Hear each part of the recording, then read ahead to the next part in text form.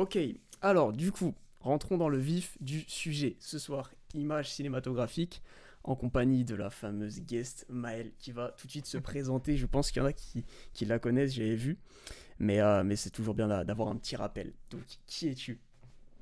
Alors, bah, moi, c'est Maëlle. Du coup, j'ai 29 ans et je suis créatrice de contenu depuis quelques mois. Avant ça, voilà, j'avais un CDI dans la com, etc.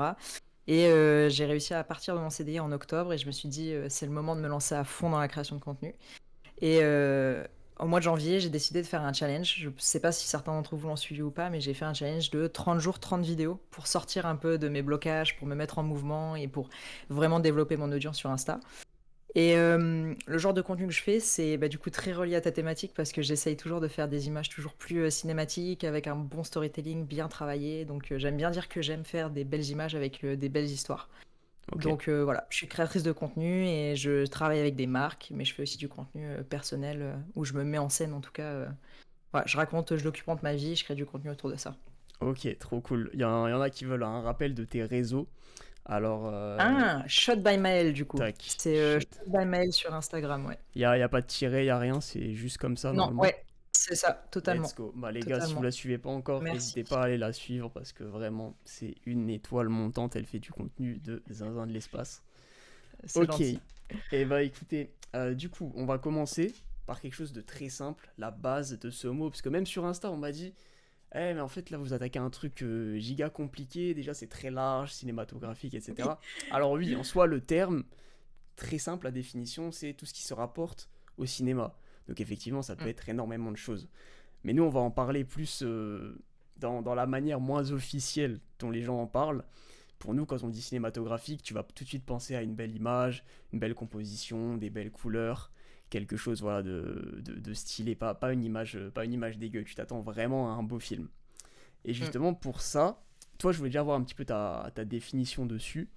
Et après, bah, on verra si ça se rapporte un peu à la mienne, mais je pense qu'on en a un peu la même idée, quoi.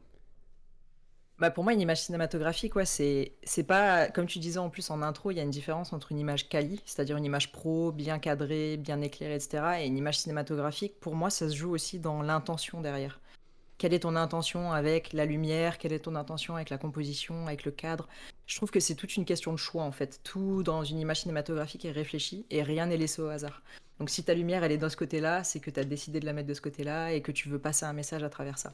Donc pour moi, c'est vraiment ça la différence entre une image juste propre, voilà, qui est belle, qui est bien 4K, bien lisse, bien focus, et une image un peu plus travaillée où on se dit OK, je veux passer une émotion, je veux passer un message. Comment je peux utiliser du coup tout l'arsenal, la lumière, le cadre, la compo. Il y a tellement d'aspects techniques pour faire une image cinématographique, mais comment je prends tout ça et je le mets dans mon intention en fait. Exactement. Je pense qu'en vrai, dans ça, t'as tout dit. Selon moi, vraiment, voilà, ça va être cette image, cette intention, cette émotion, tout ce que tu veux faire passer derrière. Ça va être le fond de l'image. Même si en soi, on se dit c'est très technique, c'est très visuel. Une image, il y a quand même un fond. Tu fais pas un plan serré pour faire un plan serré en mode parce que c'est beau. Non, c'est parce que tu veux faire traverser une émotion. Voilà, tu veux dire quelque chose au spectateur. Donc je pense voilà, que c'est vraiment ça derrière. Quand on regarde tous les films, il y a des mois, voire des fois des années de pré-prod pour des films, Mm. donc c'est parce que rien n'est laissé au hasard. Si ce plan-là il est comme ça, il est comme ça. Et bon, malgré tout, il y a quand même des faux raccords des fois, hein. Oui, Mais ça arrive. c'est ça. Mais au final, tout est pensé. Et je pense que toi, dans Mm. tes réals, c'est un peu pareil, mais chaque plan, moi, va être écrit. Je sais quelle phrase je vais dire, comment ça va être, quelle lumière, quelle ambiance. Bref, c'est super Ouais. important. Et donc, je pense Mm. que c'est vraiment ça le premier point, la première base d'une image ciné, c'est qu'elle est réfléchie avant et qu'elle n'est pas laissée au hasard. C'est pas l'image que tu vas tourner comme ça. Et c'est pour ça que, par exemple, je sais pas, en vidéo de mariage, t'as vraiment des personnes qui vont avoir juste une qualité très très folle, très très Mm. pro, mais où il n'y aura pas forcément d'intention derrière, parce que je sais pas, t'es dans le rush, t'as filmé, ok, t'étais au 85, t'as un beau bokeh derrière, t'as un beau truc, c'est stylé, mais il n'y avait pas d'intention, tu l'as filmé comme ça sur le vif, et ça donne juste un côté pro, mais pas forcément ciné. Donc, Ouais. voilà. Ouais, le côté pré-prod est un peu plus poussé, quoi. Tu réfléchis bien à ton angle, etc. avant de filmer. C'est pas t'arrives et Carrément, t'improvises, quoi. carrément, ça c'est super important. Donc je propose, j'avais dit à Maël de choisir une image, ou plusieurs en tout cas, qui, quand on lui dit cinématographique, à quelle image ça lui fait penser. Et d'ailleurs, vous pouvez aussi, même en envoyer dans le chat, il me semble, ou me dire un petit peu, vous, à quoi ça vous fait penser. Mais on va montrer nos petites images. Alors, je vais Vas-y, te montrer vas-y. déjà la mienne. Là, on va être dans un Vas-y. film, je pense qu'il y en a des dizaines. Moi, c'est un petit peu ça que ça m'évoque, parce qu'il y a tout dedans. Ça va vraiment être Ouais. cette Mm, image-là du film mm. The Batman. Parce que selon moi, je vais la mettre, attendez pour la rediff. Clac, voilà. Selon moi, il y a tout dedans. Il y a tous les points qu'on va aborder après. C'est-à-dire le cadrage, la lumière, la composition, l'intention qu'il y a derrière. Parce que pour ceux qui n'ont pas vu le film, l'image n'est pas à l'envers. Elle est à l'envers parce que la personne qui est dans la voiture est à l'envers, donc elle voit ça à l'envers. Vous voyez, c'est là le Mm. fond de l'image. Donc selon moi, là-dedans, il y a tout. Après, il y en a des tonnes, des images iconiques au cinéma. Mais pour moi, voilà, ce style d'image, c'est intéressant. Il y a le Et color grading aussi, ouais, ouais, le oui, choix de couleurs, évidemment, le... évidemment. Ouais. Mm, Là-dedans, mm, mm. on en reviendra après, mais L'intensité vous des voyez couleurs et que, tout. que les couleurs, Mm. elles sont dans une palette très très réduite. Et ça, c'est super important aussi pour avoir le côté ciné. Et moi, selon moi, dans les réels que j'avais fait, il y avait deux petites images que j'aimais bien. Celle-là, qui selon moi, Ouais, très stylé. j'aime bien la compo, etc. C'est pas un réel qui a, Mm. qui a, qui a percé de ouf, c'était au début. Mais j'aime bien l'intention qu'il y avait derrière, un petit peu ce côté-là. Moi, je trouve que c'est un de mes plus beaux. Pour ceux qui l'ont pas vu, Ouais, n'hésitez il y a pas à un aller le côté, voir. le premier plan, second plan et tout, c'est intéressant. Ton image, elle est Carrément. coupée en deux un peu, c'est... Mm, Ouais, c'est ça, j'avais essayé de la séparer, donc ça rendait bien. Ça, c'est des pneus en mm. IA, les gars. C'est Ah Photoshop ouais? qui a tout fait. Ouais, ouais. Donc, IA franchement, générative. carrément, ça sauve la vie. Et puis ça, voilà, c'était une autre que j'aimais bien, que j'avais fait à la montagne. Il y a ce côté aussi. Voilà, là, c'est plus dans la composition, il y a pas de lumière artificielle, etc. Mais je trouvais ça intéressant. Donc, on pourrait Coucher de en soleil, citer c'est le plein. meilleur moment. Bah, c'est les gars, Meilleur moment Golden pour la Hour, lumière. c'est Ah, incroyable. Golden Hour, incroyable. Ok, et bah du coup, Mal, je vais te laisser la place à toi pour streamer ta hop. petite image. C'est aussi la ref, Partage ton écran. c'est une chauve-souris. C'est Ah, vrai, c'est attends, vrai, faut que c'est vrai. j'autorise. Faut que j'autorise Discord. J'autorise Discord. T'inquiète. Ah ah, il faut que je ferme Discord pour pouvoir... Alors attends, je pense que je vais t'envoyer l'image. Vas-y, Ce sera si au plus pire, simple.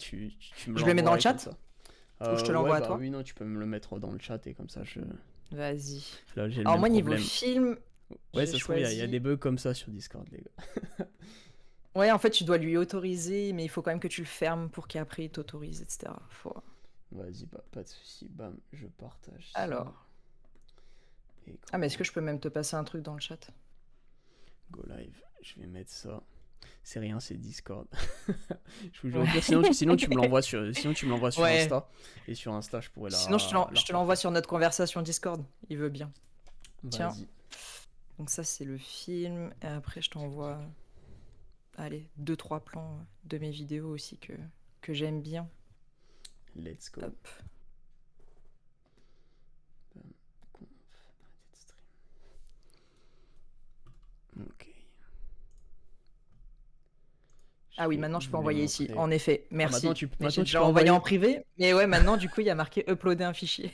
Ah, vas-y, alors dans ce cas-là, mets-le, comme ça c'est plus Vas-y. simple. Allez, comme ça, tout le monde l'aura. Hop. Let's go.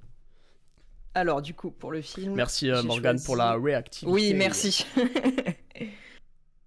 Alors, ce film, c'est Babylone de Damien Chazelle. Et je me souviens, ouais, que quand je l'ai vu au cinéma, j'ai pris une grosse gifle. Et c'est surtout au niveau des couleurs, des jeux de lumière, des compositions. Je trouve que Damien Chazelle est vraiment trop, trop fort. Et ce film-là, ouais, vraiment, au niveau esthétique, il m'a giflé.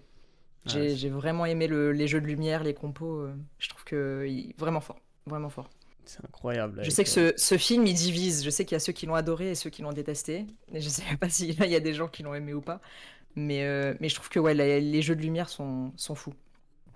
Après, évidemment, il y a beaucoup de post-prod pour la colo, mais je pense que c'est comme ça un peu pour tous les films. Ça fait Tout à partie fait. Après, ça fait partie il du faut quand même process, bien, ouais, il faut quand même bien éclairer ton image à la base pour ensuite faciliter ta évidemment. post-prod aussi. Si ton image est pourrie à la base, c'est un peu plus compliqué. Ça, c'est clair. Après, tiré de mes reels, j'aime bien celle-là. C'est pas un plan hyper cinématographique, mais c'est quelque chose que j'aime bien faire. J'aime bien filmer le côté sombre Ouais, de mon visage ou du sujet, parce que je trouve que ça donne vraiment une ouais, ambiance au ouais, de le niveau des mettre à contrastes, et l'opposé de cetera. de la key light, ouais, clairement, ça donne Ouais, un côté c'est très ça. ciné. Et puis ça fait un peu un halo autour de la tête, et cetera. Je trouve que ça met vraiment une ambiance. Mhm. Et ouais, après celui-là aussi, là du coup c'est pas un perso, mais c'est un objet. Et ouais, celui-là j'avais bien aimé aussi l'éclairer avec 2 lumières sur les côtés, avec une petite Ok, post-prod un ouais. peu bleue, et cetera, un peu côté froid. Donc ouais, ça c'est 2 exemples que j'ai pris de mes vidéos, c'est 2 styles d'éclairage que j'aime bien faire, ouais. Ok, très stylé, très stylé. Ouais, moi j'aime beaucoup travailler avec des couleurs, c'est toujours compliqué, surtout avec du rouge. Je sais pas Oui, s'il y en a qui ont essayé de oui, travailler avec du rouge, mais pour récupérer les teintes de peau, etc., c'est clairement. un enfer. Le Ne bleu c'est filmez plus jamais. simple. Ouais, le bleu ça va. Mm, mm, Mais franchement, non, clairement. si vous filmez tout en rouge, des fois il y a des films où ils ont des scènes tout en rouge dans des sous-marins ou des trucs comme ça. Et je sais pas comment ils font parce que vraiment, Ouais, c'est chaud. ils ressortent avec des Ça se belles trouve, il y a, couleurs. ouais, ça se trouve, il y a beaucoup de post-prod. Ça se trouve, ils trichent un peu, tu vois. Je sais pas. J'avoue que je sais pas comment ils font pour avoir des Je bonnes sais teintes de pas. Je peau, pense déjà si etc. tu Pas filmes de. en 8 bits en Oui, post-prod, t'es fini. c'est limité. Peut-être ils sont certainement en RAW ou je sais pas, Ouais, ouais. mais en tout cas, voilà, une Ils ont une horreur le palette rouge. plus large, ouais. Mm, mm. Exactement. Euh, donc, ensuite, je propose qu'on commence justement à rentrer dans le vif. Alors là, la partie qui va être intéressante, et la première, c'est forcément la lumière. La lumière, Mm. c'est giga important. Et je vais vous le montrer assez facilement. Mais juste avant, juste pour montrer à tout le monde que même quand t'as pas de base en cinéma, t'arrives à capter qu'est-ce qui va être cinématographique et qu'est-ce qui ne l'est pas. Je vais vous montrer un exemple simple juste de prod et ensuite un exemple de prod mais by moi au même endroit. Si je vous montre cette image là par exemple et juste après cette image là, je pense que tout le monde est d'accord pour dire que voilà, cette image, elle fait beaucoup plus ciné d'un coup. Même quelqu'un qui n'a Ouais. aucune notion va se dire ah ouais, ça c'est pro. Alors qu'en soi, en termes de cadrage, bah ça reste à peu près pareil. C'est pas exactement pareil, mais vous voyez un peu le délire. Il y a des gens, il y a quatre personnes, il y a une couleur, et pourtant tout le monde va se dire ok ouais ça c'est ciné. Mais je vais pas Mm. vous dire tout de suite pourquoi. On va le voir après par différentes étapes. Et là, c'est une vidéo que j'ai fait il y a ça, c'était il y a 1 an et demi. Je posais juste mon téléphone à cet endroit-là aussi. Et ça, c'est quelques mois après. C'est au même endroit. J'avais le même matériel. J'avais tout pareil. C'est juste que je l'utilisais pas de la même manière. Et en fait, ça change toute la façon, ta perception de l'image, etc. Et Mm. je pense que tout le monde dira que ça, c'est plus ciné que ça. Mais du coup, on va rentrer dans le pourquoi ça semble plus ciné que ça, même si je pense qu'il y en a déjà qui le savent. C'est, c'est là qu'opère toute la magie. Donc, on va s'attaquer à la première partie qui est la lumière. L'homogénéité des couleurs, ouais, c'est super important aussi. Alors, je vais vous montrer d'abord juste l'importance de la lumière. Il y en a qui l'ont peut-être déjà vu, j'utilise souvent cet exemple parce qu'en même temps c'était le réel sur la lumière. Mais ça, c'est une mauvaise lumière. Et ça, c'est une lumière un peu plus travaillée. C'est au même Mm. endroit, mais c'est juste qu'on n'utilise pas la vieille lumière qui est là pour éclairer tous les jours. C'est du travail. Et derrière ça, on a le setup que je vous avais déjà montré. Donc, pour qu'on se remette un peu d'accord sur tous les termes et que tout le monde comprenne bien, on a la key light, donc qui va être la lumière principale qui va Mm. t'éclairer le plus fort, on va dire, et qui va vraiment mettre la plus grosse intensité. Donc, celle-là, elle venait m'éclairer directement et c'est celle qu'on peut voir juste là, de cette partie-là. On a la fill light, une lumière un peu de remplissage qui est juste là sur le côté, qui est très peu puissante et qui vient juste un peu déboucher les ombres comme ça, histoire que ce soit pas tout sombre.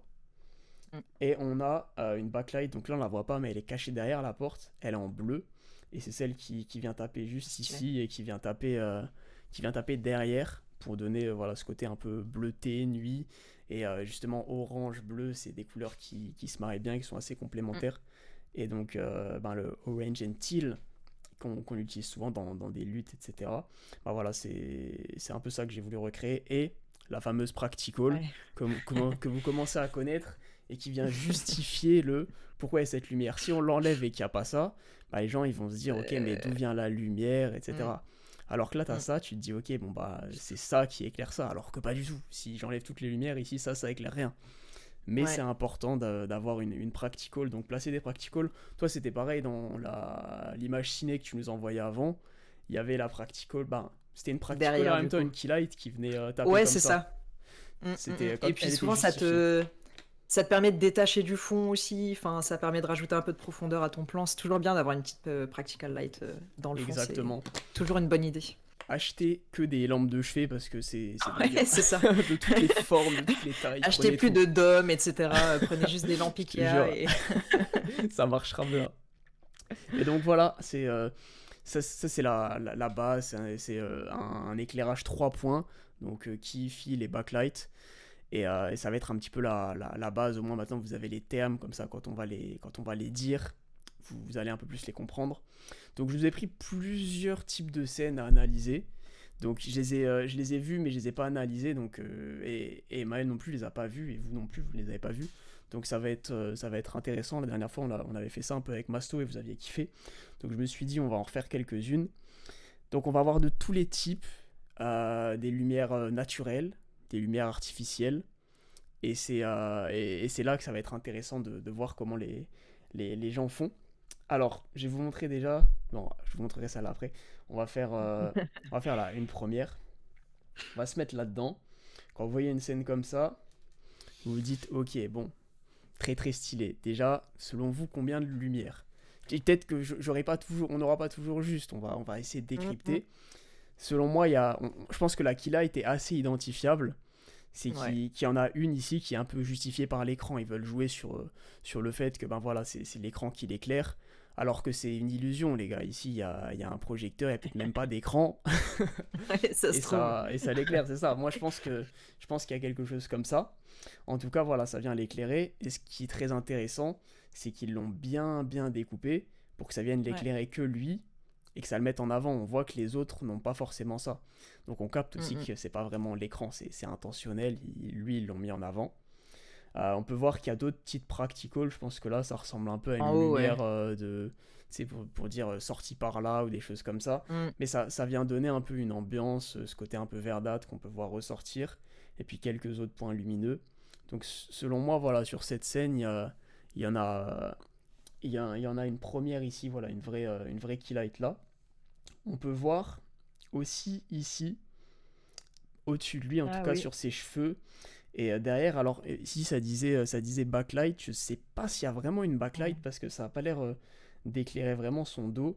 En tout cas, C'est plus le juste côté, ouais. Mm. au-dessus de lui, ouais, ou sur au-dessus de lui, en tout cas, je pense qu'il il doit y avoir quelque chose. Et donc voilà, on serait sur au moins une 2 points de face et au-dessus, avec le reste pour le décor. Mm. Et il y a la bleue, ouais, la bleue ici, on la compte pas trop en practical. Donc ça, voilà, c'est une scène très sombre et où on voit vraiment qu'ils ont voulu mettre en avant ça. On va partir sur un truc un peu plus simple, là, carrément. Sur ça, selon vous, Ah vous oui. pensez qu'il y a combien de lumière? Combien il y a de light selon vous? Deux, ok. Toujours deux. Toujours deux. Une et le Un et le soleil. soleil. C'est devenu l'auto. Je vous jure, les gars. Un jour, je ferai gagner des prix. Hein. Un jour, je ferai gagner des prix, comme ça, c'est sûr. Ouais, là-dessus, du coup, je pense que selon moi, ouais, on est sur deux lights. Ici, on pourrait penser, ils veulent nous faire croire que c'est le soleil. Sur un plan large, on voit certainement, je pense, une fenêtre. Mm. Mais, pour moi, c'est toujours artificiel. Le soleil, tu le contrôles pas forcément. Donc pour moi, il rajoute une light. Donc ici, tu rajoutes une light très diffusée. On voit que la key light vient de là. Et je pense que ça plaît à Maël, parce qu'on est du côté opposé de la key light. Donc J'adore. on a ce petit contraste intéressant. Et là, par contre, du coup, on voit que effectivement, on est du côté opposé de la key light. Mais ici, c'est quand même Bien assez débouché, éclairé. ouais. Mm. Donc, selon moi, c'est pas forcément une lumière, mais ça peut être un réflecteur. Vous savez, c'est ce que je vous Mm. ai montré là, qui est un peu comme de l'aluminium et qui vient refléter une lumière. C'est pratique pour éviter d'avoir une autre lumière à mettre. Là, tu mets juste ça en face de ta keylight, et bah ça vient faire cet aspect un peu lumineux ici. Donc voilà, soit c'est une petite lumière, soit c'est bien diffusé, soit un Ouais, réflecteur. ouais. Ouais, il y a un côté soft, très lisse, quoi. C'est Mm. ça, ouais, elle est vraiment lisse. Et là, on voit des petits aspects bleus. Alors, soit c'est parce que Ouais. la pièce, l'environnement est un peu bleuté comme ça, soit ça peut être simplement aussi à l'étalo que tu peux rattraper Mm. ça, soit une mini lumière d'ambiance bleue, mais voilà. En tout cas, là-dessus, on est à peu près pareil. On va partir maintenant sur du naturel, voir un petit peu ce que ça pourrait donner. On va partir sur ça. C'est du semi-naturel, Mm. semi-rééclairé. Sur ça, c'est toujours un peu compliqué, mais je pense même vous allez pouvoir un peu analyser la scène. Donc là, déjà, on voit ce qui est intéressant. Il est à l'intérieur de la pièce, donc lui, il n'est pas forcément éclairé, il est dans la partie sombre. Et on voit que notre keylight, le soleil, il tape comme ça. Ouais. On voit qu'ici, elle est plus éclairée, ici aussi. Donc, on a une keylight ici qui est, je pense, par le soleil. Peut-être qu'ils ont rajouté Mm. quelque chose, mais selon moi, ils ont rien mis de supplémentaire. Peut-être qu'ici, il y a un réflecteur qui se cache ou une autre lumière, histoire de déboucher un peu, parce qu'on voit qu'ici, c'est pas mal débouché. Ici aussi. Donc, Mm. selon moi, il y a quelque chose là. Et après, est-ce qu'il y a des choses en plus? Peut-être un drapeau, vous savez, c'est vraiment les draps noirs qui est un Ah peu du oui. côté là de la caméra pour venir justement l'assombrir.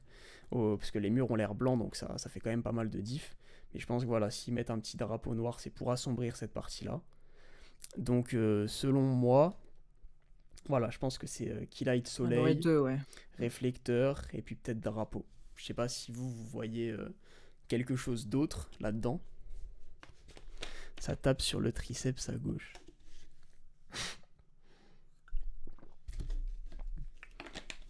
Ah, et sûrement un peu de fumée. C'est vrai que ouais, des fois, la machine à Ouais, fumer, c'est pas mal aussi. ça Pour le aide de rendu fou. Tu l'utilises cinématographique. aussi, je Ouais. pense, mais ouais, ça. Oui. on- Oui, tu te gazes vite dans ta chambre, etc. Faut vite aérer parce que t'en peux plus, Je te mais jure, le rendu est stylé. Le le rendu est rendu est stylé. incroyable. Elle est magnifique cette image. Ouais, elle est sympa. Vous verrez, il y en a plein qui sont très très belles. Et après, on va encore rentrer plus en profondeur. Après ça, vous avez pu voir les films pareils, hein, je vous jure. Vous allez tout analyser, vous allez Vous allez devenir tout comme nous. réfléchir. Nous, ça, c'est notre Ouais, quotidien. plus Dès qu'on voit des profiter. films au cinéma avec des gens qui, eux, sont lambda, ils disent: Ah, vous avez Ah, pensé il a quoi mis la du light comme film? ça, il a fait C'est ça, ça, je suis sûr qu'on exactement. est chiant. Je te jure, on voit tout. Moi, dès les premières secondes, je cherche c'est quel objectif, est-ce que c'est de l'anamorphique, est-ce Oui, que c'est du oui, nord. C'est un truc de fou. ça rend fou. Ensuite, on va passer à une image justement. Là, on va vous montrer un côté un peu juste pro, mais pas ciné. Je vais vous montrer ça. Mm. Là-dessus, ça fait un aspect pro. Ça peut être diffusé comme film au cinéma avec vraiment une intention derrière. Mais cette image donne un aspect, en tout cas moi je la trouve un peu moins ciné. Et ça, je pense que vous allez tout de suite le voir, c'est dû surtout un peu au manque de contraste. Son visage est assez plat. Alors, on voit que c'est quand même éclairé par une keylight ici, qui est le soleil, j'imagine. Et là, que c'est un peu plus sombre. Mais ça manque de contraste dans l'image, et du coup, on perd ce côté un peu ciné. Ça passe en publicité. Voilà, exactement. Vous voyez, Oui, donc là, on oui, c'est voit ça. déjà une diff entre le ciné, la pub, tous ces médias-là. C'est Ouais, intéressant, c'est mais vrai que du ça coup, fait très, très image de pub. c'est ça. Très flat, très. Ouais. Exactement, et puis en plus on peut voir, c'est ça, que très plat, voilà, on a la lumière limite du ciel qui est de la même couleur que sa peau. Donc il Mm. n'y a même pas son visage qui est mis en avant, ça se fond presque dans le décor. Donc Ouais. effectivement là on a un peu l'opposé, alors que là si je vous montre par exemple ça, on est au Ah. total opposé. Vous voyez tout de suite, vous avez tout de suite Mm. l'impression qu'il y a un truc beaucoup plus ciné là-dedans. Et ça, vous commencez à le comprendre, c'est la lumière qui crée le contraste. Et le contraste, c'est super important. Là, on voit voilà, une partie éclairée, une partie sombre.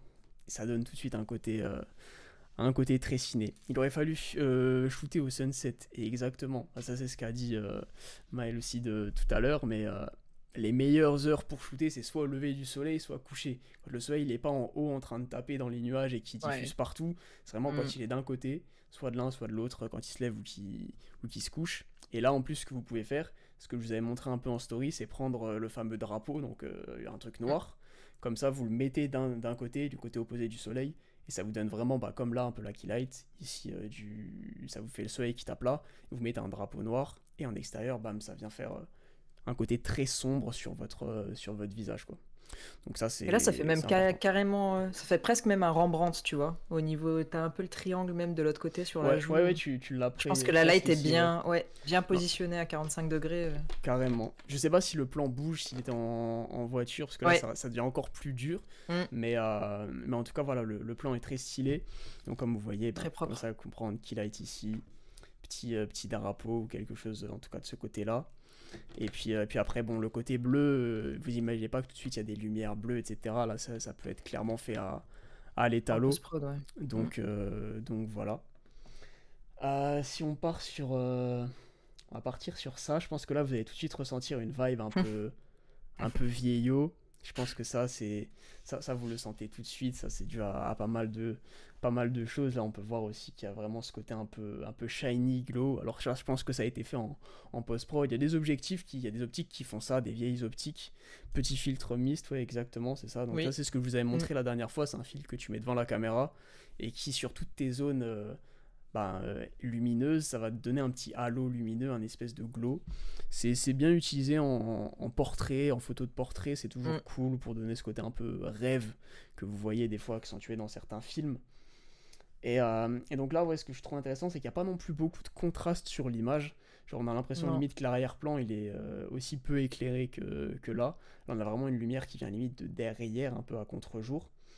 Donc ça vient casser ce côté, mais ça fait quand même un peu ciné parce que bah voilà, il y a une zone très éclairée, une zone plus sombre, et du coup on a quand même un contraste. Et le contraste c'est intéressant, alors qu'il soit sur le visage ou ailleurs dans l'image, s'il y a Mm. du contraste, ça va orienter vers ce côté ciné. Ah, c'est ouf de Ah, voir la diff entre les vieux films et les films d'aujourd'hui. Tu vois qu'on n'éclaire pas de la même façon. Bon, après, le matériel est pas le même non plus, etc. Mais c'est drôle de voir clairement. les diffs. Mais après, il y a des vieux films, ils sont réalisés avec des moyens de fou quand même, mais ils avaient Vraiment. du matos de zinzin Mm, quoi. mm. Mais c'est Ah, drôle de voir que le style aussi parfois a évolué, tu vois. On n'a pas les mêmes attentes, on n'a pas les carrément, mêmes. carrément. Il y a des choses qui ont vieilli à mort, hein. Et En pas si tu peux les longtemps en regarder. plus, En pas mais. si Mm, longtemps. Mais il y a des mm, films qui mm. sont giga vieux et qui n'ont pas vieilli maintenant. Donc encore Ah, une fois, clairement, clairement. ça dépend de ce que tu as fait. Là, on part sur un style complètement différent, Ah, encore stylé. plus, plus compliqué à éclairer, et en même temps pas tant que ça. Donc je pense que vous voyez la key light où elle est.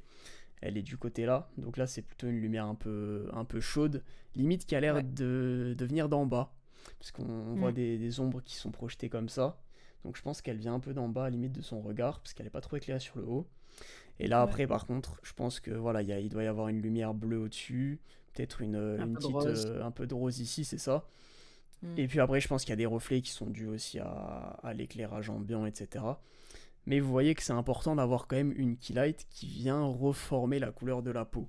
Dans le sens où si là on avait enlevé la keylight, son visage il serait complètement fondu avec le décor. Ça veut dire que tout aurait l'air bleuté, Bleu. Ouais. c'est ça, et ça ressemblerait à la photo que je vous ai montrée au tout début, où tout était rouge comme ça, et on captait rien, il n'y a pas de différence entre les visages et le reste. Je sais pas si t'as déjà shooté toi dans des conditions comme ça, bah t'avais le plan avec le stylo bleu, mais est-ce que t'as déjà fait Ouais. avec des visages? Ouais. Non, j'avoue qu'avec des visages, non. Et c'est vrai que c'est un truc pas facile. C'est pas un exercice facile, ouais, de jouer avec les couleurs et tout ça, de bien éclairer des zones colorées et tout. C'est pas. Mais des objets surtout. Après, je réfléchis, mais est-ce que je me suis filmé dans ces conditions-là? Je sais même pas. Mais je crois que c'est plus souvent des objets, ouais. Ok. En tout cas, si t'en fais, Ouais, bah, on j'y pense pense. qu'il a été. Je te jure. J'y penserai. Bon, est-ce que ça fait une petite dernière là-dedans avant de passer à Allez, vas-y. la suite? J'hésite entre les trois là. Tac. Je pense qu'on va se faire celle-là. Allez. Ah, Celle-là stylé. est très intéressante aussi. Celle-là, je pense qu'il y a déjà un petit objectif anamorphique, mais vous le Hmm, verrez par la suite. Mais là, du coup, il y a tous les plans qui sont éclairés. Mais pour une mise en avant intéressante, on peut voir déjà que le premier plan est éclairé. Je pense que là, il y a clairement une petite lumière à l'intérieur du oui. four qui est juste dirigée ici. Donc Hmm, ça, c'est intéressant pour mettre en avant ce qu'elle regarde. Maintenant, vous commencez à connaître ici sur le côté Keylight qui vient l'éclairer, qui peut être justifié, je sais pas, par une fenêtre ou même par la lumière de l'intérieur du four. On peut se dire que c'est oui. pour ça. Tant qu'on sait d'où la lumière vient, notre cerveau il va chercher au plus court et pas se dire ah mais il y a peut-être non, il va se dire ok c'est la lumière là qui l'éclaire. De ce côté-là, on voit quand même qu'il y a aussi le petit triangle intéressant. Et là, voilà, bon, je pense soit petit drapeau, soit juste pas de lumière, et du coup, ça crée ce côté un peu sombre. Et l'arrière-plan aussi très important de venir Mm. l'éclairer. C'est tout con, mais voilà, ça va être des petites practicals. Bah, je sais pas trop ce que ça peut être, mais c'est peut-être des ampoules ou Ouais, on du dirait, ouais. matériel, c'est ça. Mais ça vient donner de la vie. Et du coup, on se dit, ah ok, ça c'est l'arrière-plan. Alors que s'il n'y avait pas ces petites lumières, ça serait confondu, on ne saurait pas trop où c'est en termes de distance, etc. Donc intéressant. Regarde, question peut-être bête, votre appareil ou caméra est déjà en place pour avoir un aperçu. Ouais, alors en vrai, ce qu'il faut faire pour setup vos lights, c'est partir sur le plan le plus large que vous allez avoir. Donc si vous savez que vous avez un plan large dans une pièce, bam, vous mettez votre plan large et vous essayez de setup pour déjà de 1, pas avoir les lumières. Et puis ensuite, voir ce que ça donnera en large. Parce que si vous faites votre setup sur un plan serré, qu'après vous avez un plan large à faire, vous allez peut-être devoir reculer les lights, les mettre ailleurs et tu n'auras plus le même rendu. Donc tu fais toujours voilà, sur ton plan large. Et après sur ton plan serré, tu peux toujours un peu réadapter, mais tu restes sur la même structure. Donc ouais, il y a toujours l'appareil pour avoir un aperçu. Parce que ce que ton œil voit, c'est pas du tout la même chose que la cam. La cam, c'est bien cadré, il Mm. voit ça. Tout est différent, donc c'est un peu obligé. Je pense que toi, c'est pareil. Hein, tu fais comme ça, tu setup avant. Tout à fait. Ouais, ouais, tout à fait. Ok, ouais, bah de toute façon, c'est giga important. Ok, on va passer à la deuxième partie, la deuxième étape, le Mhm. cadrage, les gars. Le cadrage. Ouais. Ça, super important. Alors, il y a même la ligne horizontale de la vie de Trovo. Mm. Exactement, là, on va rentrer maintenant que vous voyez un petit peu comment on place les lumières. On va rentrer dans comment on place son cadre, sa caméra. Donc même si en soi, ça, c'est une étape aussi importante que tu dois même limite faire en premier Mm. avant d'avoir fait ta light. Mais, euh, mais je trouvais ça plus intéressant de démarrer par la lumière. Donc là, on va voir différents types de cadrage. Et il y aura de tout. Vous allez voir comment on cadre du portrait en gros plan, comment on cadre du très large, de l'architecture, etc. C'est giga intéressant. Et on va voir aussi qu'est-ce qu'une image pas cadrée et pourquoi ça casse direct le côté ciné. Donc, mais je vous la montrerai un peu après. On en regarde déjà des sympas. On va partir sur ça. Je pense que c'est assez simple pour commencer. Bam, Yes. cadrage très intéressant, très symétrique, très cinématographique. Là, bon voilà, on revient pas sur la light, mais la light sur ce cadrage aussi est très intéressant parce qu'elle vient clairement le détourer. Donc là, si tu veux louper le sujet, faut le faire quoi. Vraiment. Faut le faire. Et du coup, voilà, là, on a vraiment un cadrage très symétrique. Si là, on trace un trait, on peut voir que c'est la même chose des deux côtés globalement. Donc, il y a tout qui vient converger vers ce point central. Donc, ici, on peut tracer un peu deux lignes comme ça. Donc là, toute l'image, l'œil est attiré Mm. par ça, surtout qu'en plus, il y a cette lumière, donc ce côté très blanc qui attire l'œil. Ça, c'est giga important. Donc voilà, si on devait résumer un peu le cadrage, c'est vraiment attirer l'œil du spectateur à l'endroit où tu veux. Si tu fais un cadrage et que quand on regarde bah, ton sujet ou ce que tu veux mettre en avant, bah, c'est pas ce que tu captes tout de suite, c'est qu'entre guillemets que ton cadre il est mauvais. Parce que quand tu cadres Mm. quelque chose, c'est pour mettre en avant ce que tu veux mettre en avant, que ce soit un sujet, un objet, bref, peu importe. Et pour ça, tu as des règles à suivre. Donc il y a la fameuse règle des tiers, ce que vous avez déjà potentiellement vu sur vos téléphones ou sur des caméras, ça va être deux lignes comme ça, deux lignes horizontales, et ça vous fait plusieurs points. Pour ceux qui l'ont peut-être pas vu, je vous montre. Tac. Règle des tiers. Bam, voilà, c'est typiquement ça. Donc ce que vous pouvez voir là, après, que ce soit en format horizontal ou vertical maintenant, parce qu'on filme comme ça pour les réseaux, globalement c'est pareil. Ici on va avoir des points de force. Donc Mm. c'est les points où ton œil va être attiré. Et ben, alors tu peux cadrer de différentes manières, soit dans des cadres, dans des carrés, sur les lignes. Mais voilà, en tout cas, il faut essayer toujours de jouer avec ça, d'être symétrique, d'être sur un point de force. Et ça, vous allez voir que c'est tout le temps utilisé globalement. Donc là, vraiment, c'était un centrage. Si on mettait les lignes des tiers, clac, clac, clac, clac, il est pile poil au centre. Donc là, on est vraiment sur quelque chose de centré. Là, on va partir sur quelque chose justement de très décentré. Mais vous allez voir qu'au final, notre œil, il est quand même attiré tout de suite vers, vers ce personnage, ce sujet. Donc là, quand vous regardez ça, il n'est pas au centre, mais votre œil, il va pas forcément aller voir le détail qu'il y a ici. Il va aller tout de suite ici. On peut voir que c'est quand même sur la ligne les lignes des De tiers sont force. respectées.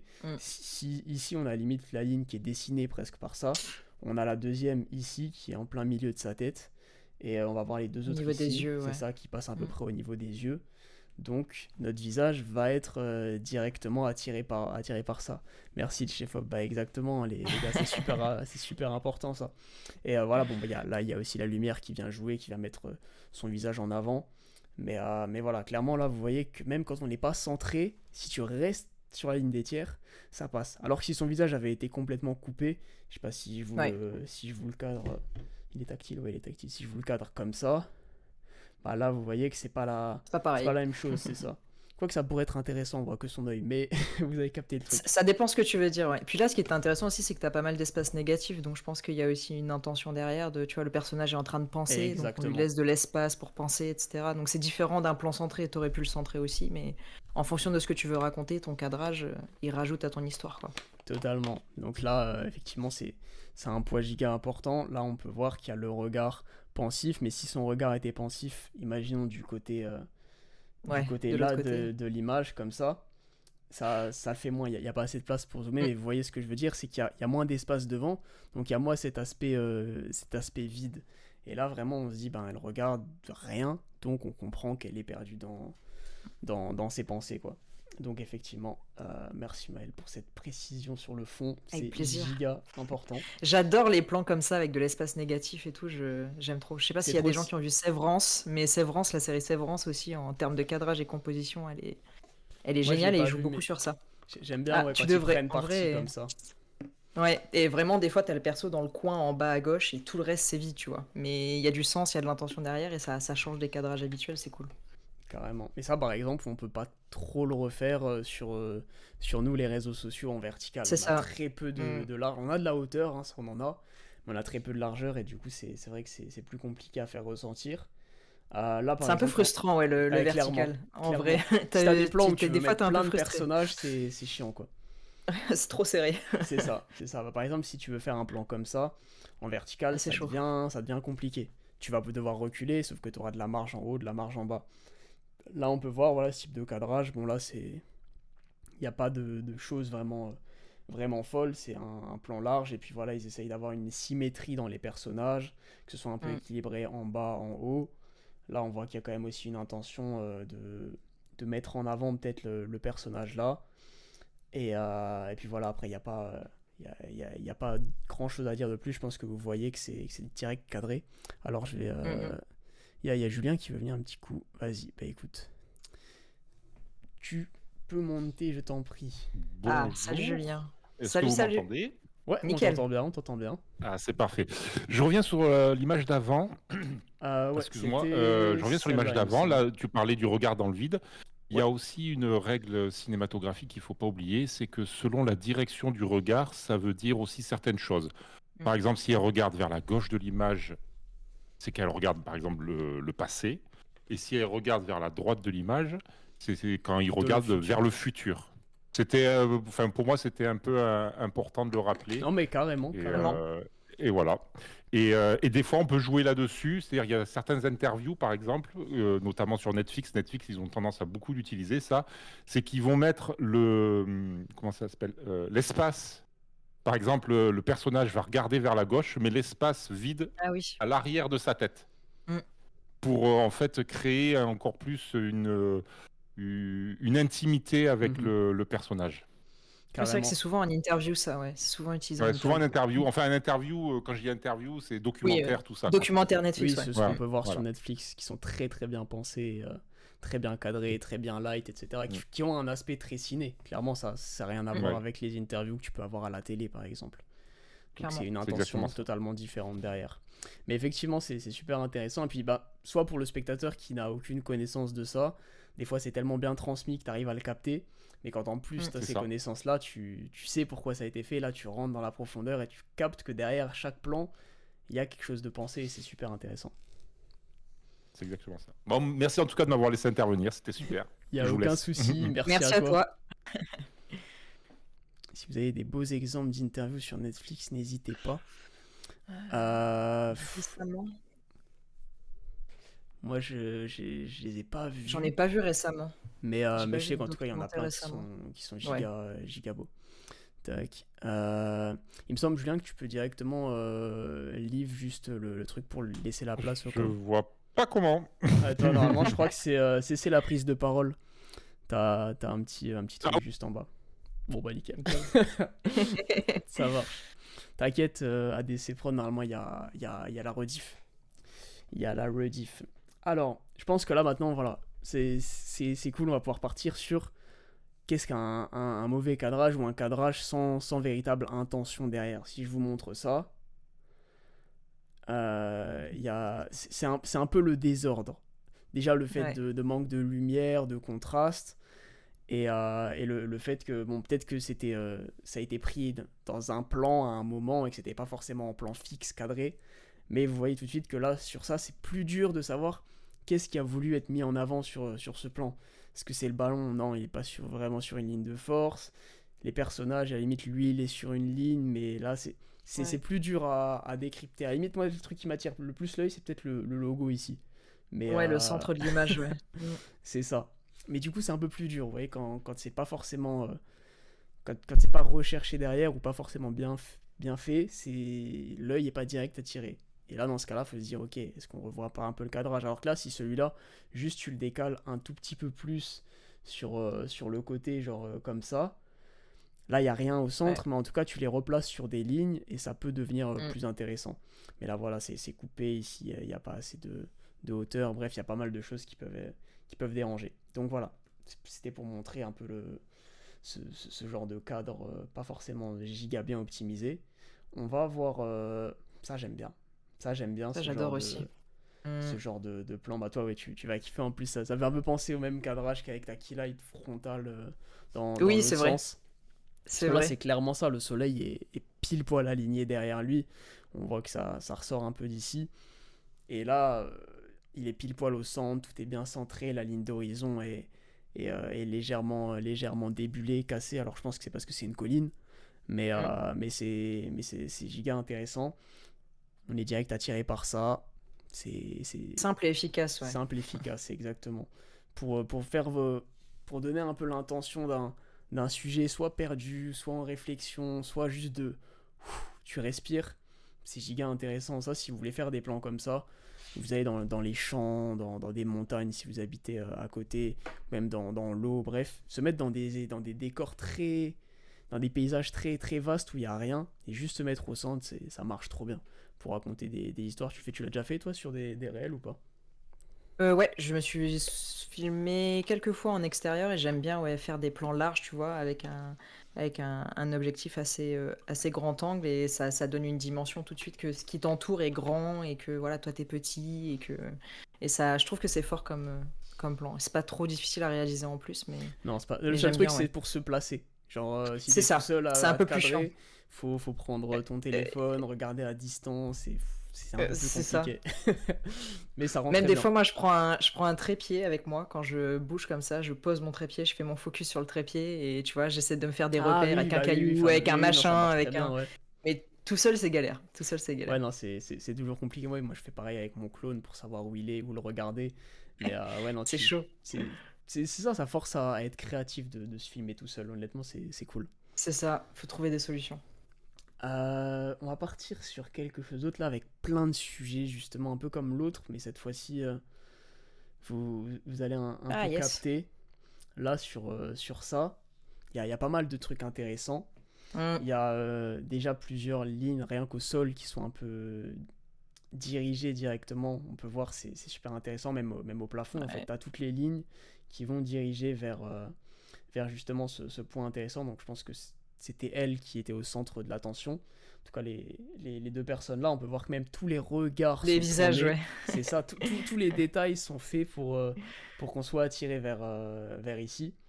Donc après, bon, il y a plein d'éléments dans ce décor. Ce plan, il est très, très, très riche en informations. Ça, on en reviendra, on en reparlera tout à l'heure avec les couleurs. Mais en tout cas, en termes de composition et de cadrage, c'est fait en sorte qu'on aille là-bas. Et on a aussi ce repère blanc, vous voyez, qui attire Mm. l'œil. Si vous regardez, sans faire le focus sur l'image, mais que vous regardez un peu en globalité, ce qui va vous attirer l'œil, ça va être le côté là blanc, le côté là. Mais du coup, voilà, avoir quelque chose de blanc qui attire l'œil, c'est cool aussi pour centrer l'attention sur le sujet, quoi. Un autre plan qui peut être intéressant, où là on va se servir un peu du premier plan, il me semble, hein. Ça va être ça. Ah, stylé. Donc ça, vous avez déjà dû en voir plein. Ce qui est au premier plan flou, là, c'est ce qu'on appelle une amorce. Donc quand on place quelque chose en amorce, ça veut dire qu'il va être au premier plan flou pour donner de la profondeur à ton image. Se dire, ok, on est assez loin. En général, ça c'est fait avec des focales voilà, assez longues. Donc Mm. ça va donner ce côté un peu profondeur. Ça va permettre d'écraser le décor tout en se disant, ok, ben, on est assez loin du sujet parce qu'on a un premier plan. Ça, c'est intéressant. Je sais pas si tu utilises beaucoup d'amorces, toi, dans tes vidéos. Pas tout le temps, mais c'est vrai que ça rajoute un truc. Et même là, moi, ce que j'utilise plus souvent, c'est plus de faire un cadre. Tu vois, de mettre mon perso dans un cadre, genre dans une fenêtre, ou là, du coup, dans le truc de l'escalier. Ou tu vois, essayer de trouver un carré ou un rond ou une forme et essayer de loger mon sujet dedans aussi. Ça permet de faire un cadre dans un Ah cadre bah là, et j'aime bien, ça le j'aime cadre, bien. quoi. Il peut Ouais, être que ouais, bien c'est cadré, ça. là. C'est Donc, ça. ouais, non, c'est super intéressant. Mais encore une fois, si tu veux te filmer dans un cadre, faut mettre la cam, regarder et tout devient Oui. plus compliqué tout seul. Mais c'est giga intéressant. Et donc là, voilà, comme vous voyez, ça, vraiment, l'attention, il est centré entre son amorce. Donc, Mm, mm. t'as le regard qui va vers là. Pareil, tu vois, t'as un petit peu les lignes qui dirigent, qui viennent mettre ton attention là-dessus. Donc, c'est giga intéressant. Mettez des amorces dans vos vidéos, c'est vraiment cool. Et il y a un peu ce Euh, côté aussi, on a l'impression que quelqu'un le regarde, tu sais. T'as un peu l'impression d'être Aussi, dans oui, la oui, oui, c'est scène, vrai, de... totalement, Ouais. totalement. C'est vrai qu'il y a ce côté-là, vous avez peut-être déjà vu dans des films, des moments de tension comme ça, je sais pas, des fois dans les bois, quelqu'un qui court et tu vois derrière Mm. l'arbre avec un arbre en Derrière amorce. les branches, C'est ouais. ça, où t'as l'impression du coup qu'il est observé dans les films d'horreur, c'est beaucoup fait, où tu te dis, ok, bah là en fait on est en POV de la créature qui le recherche ou du tueur. Et donc ça peut être giga intéressant aussi pour donner ce côté, voilà, très émotionnel. Alors, il y a Olive qui veut venir parler. Ah. C'est trop toi qui allais faire. S'il y a un souci, envoie-moi un message. Ça marche, Morgane. Merci beaucoup. Alors, je sais pas s'il a accepté. Let's go.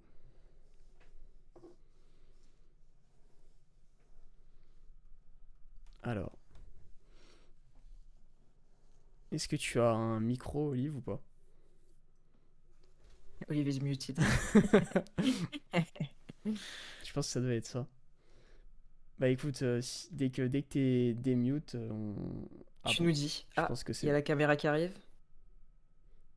Et le nombre de couleurs, le rouge à droite, le bleu au centre, et le reste Le reste noir. noir. C'est sur celle-là? Ah non, c'est Ou ouais, celle, non, c'est celle celle d'avant, non, d'avant. oui. Mais C'est je me celle-là. souviens pas d'avoir vu du. Ah oui, rouge un peu orangé, ouais. Ah Ouais, oui, c'est oui, vrai. oui. Ouais, non, Mm, mm. c'est vrai, oui. Tu as ça, les couleurs, ça, on va y revenir après, c'est giga intéressant aussi. Bon, bah, écoute, Olive, dès que c'est good, on te laisse te connecter. Ça, c'est Ah, un autre stylé. cadrage que j'aime bien aussi. Tu vois pas directement le visage de l'acteur, mais en fait tu captes son regard ici. Donc là on peut voir aussi que c'est bien pensé, tu vas avoir un premier tiers qui se situe un peu ici sur le perso là, et le second tiers qui se situe ici.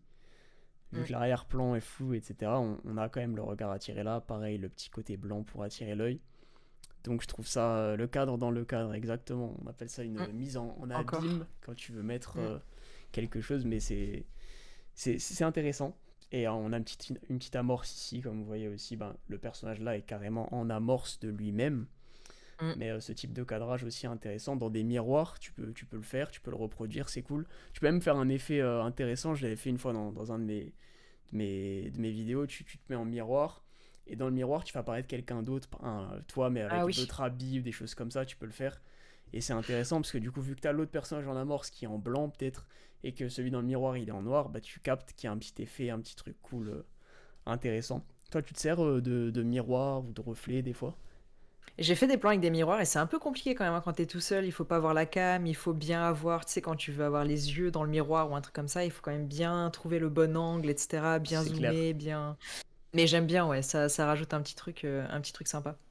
Ouais, bah, de toute façon, filmer dans les miroirs, c'est super compliqué. Il y a des films, je sais plus c'était lequel, mais il est giga connu. La Mm, transition, elle est passée mm. sur Insta, tu sais, où t'as un long dézoom, et en fait, ça se passe dans un miroir, et ce plan, il est giga Genre chaud. là, S'il y en a un c'est qui a une le nom, fille, les non? gars, dites-moi. Ouais, c'est ça, je crois ça. Je C'est une crois que c'est fille qui ça. court et qui vient ouvrir un placard et du coup t'as un effet comme quoi tu rentres un peu dans le miroir, ça non? Je crois que c'est ça. Je me souviens plus quel film c'est. Miroir. C'est peut-être short, je sais plus Mais le titre de cette scène. il est stylé le plan. Euh, je crois que c'est ça. Oui, c'est Non, ça. c'est ça? Ouais, c'est ça. Il Mm. me semble que c'est ça. Tac. Oui, je sais pas pourquoi ça a bugué. Je sais pas si ça bug aussi chez vous. Si c'est juste mon. Ok.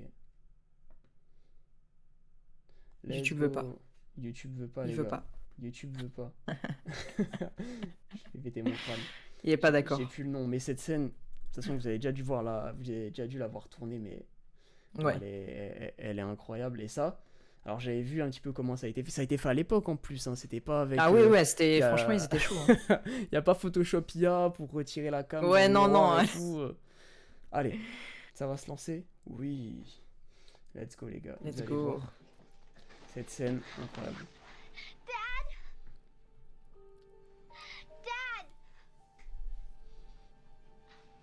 I'll get the medicine.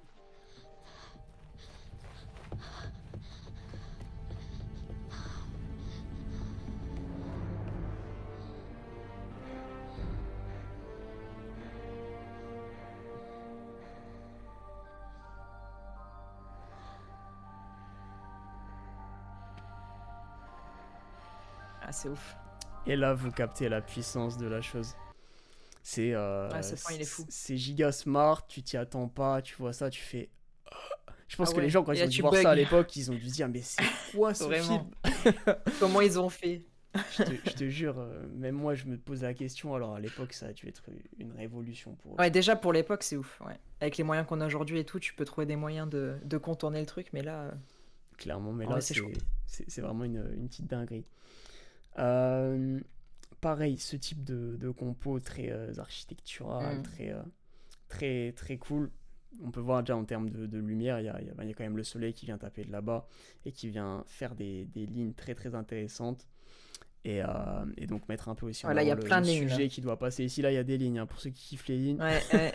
vous Là, les vous êtes. avez. Exactement. Et puis en plus, là, vous voyez, il y a une autre intention. Alors, je sais pas si c'est moi qui pars en vrille, mais j'ai l'impression qu'il y a aussi ce truc de vitesse par la Mm. course du coureur, vu qu'il va dans ce sens-là. Vous imaginez les traces dans les dessins animés que ça laisse, bah, ça me fait un peu penser à ça, là, les traces que ça pourrait laisser comme ça. Il y a Ouais, peut-être ouais. quelque chose comme ça, mais tout est pensé selon moi. Pareil, ce type de cadrage, donc là, barre en amorce, on a aussi le regard qui vient. Là, c'est vraiment très, très centré, mais très cool. Je remonte un petit peu juste pour la rediff. Donc voilà, franchement, non. Ce type de plan aussi intéressant qui donne ce côté. Ça fait un peu penser à la fille d'un bus qui regardait dans le vide, mais là, c'est plus de la Mm. concentration vers la hauteur. On retrouve cet espace de vide ici. Il va regarder là-bas, on sent qu'il y a une intention, je sais pas, j'imagine il fait une figure, quelque chose comme ça. Donc, voilà, non, giga intéressant. Ça aussi, c'est cool ce type de Ah ouais. composition. Donc là, on est vraiment sur quelque chose de très très large. Je pense que ça va être fait avec je sais pas, un 7 mm à 8 mm. Il y a un Ouais, truc là à ceux-là, les côté. proportions, elles sont. Tu sais, on dirait un truc qui a été rajouté par l'IA. Tu lui as demandé, Oui, genre, oui. rajoute une boîte de mouchoirs, il te rajoute ça. C'est pas ce que j'ai demandé. C'est pas ce que j'ai demandé. Mais j'aime bien en tout cas. Voilà, on voit que sur les lignes des tiers, il y a ça ici. Lui placé là. On retrouve cette fameuse lumière orange and teal, tous les trucs là Ouais, gentil, ouais. Mm. qui sont intéressants. Et ça, pour les visages aussi, voilà. comment on cadre un visage. On avait vu les visages de côté. Bah là, voilà, tu as le visage vraiment qui va être centré. Donc là, les lignes des tiers, elles se trouvent un peu sur les côtés. Mais vu que ça reste équilibré, il n'y a pas de détails qui nous attirent. Il n'y a que lui au centre. L'attention est forcément concentrée sur le lui. regard, ouais. C'est ça. Là, maintenant, vous captez qu'il est ici. Petit drapeau là, qui donne cet effet intéressant. Petit triangle là. Tout est parfait, ça. 2,35, effectivement, on va revenir aussi sur les ratios après. Donc Il y voilà, a tellement de trucs. on a fait un peu le tas. Voilà, il y a peut-être celle-là juste aussi qui était intéressante. Stylé. Comme type. Déjà, au-dessus, on va avoir plein de petites lumières plongeantes. Là, ça pourrait être intéressant de venir mettre de la fumée. Parce que quand vous mettez de la fumée, vous avez les faisceaux lumineux, s'ils sont plus ou moins forts, qui vont ressortir. Et là, si tu mets de la fumée ici et qu'ici c'est assez puissant, tu vas pouvoir voir tous les faisceaux qui tombent comme ça. Ce serait sympa, stylé. Et donc là, bon voilà, on capte tout de suite le centre de l'attention ici. Ils sont enfermés dans un cadre aussi. Tout est dirigé vers là, les regards. Tout est bien cadré. Vous voyez un petit peu cette règle de composition. Donc là, pour le framing, on a fini. On va rentrer dans la troisième partie. La partie vraiment plus un peu technique. Je vérifie, c'est ça, voilà, ça va être tous les facteurs techniques. Donc, on va avoir la... Attendez, je sais pas, voilà, ok. Donc, au début, tout ce qui va être ouverture, focale.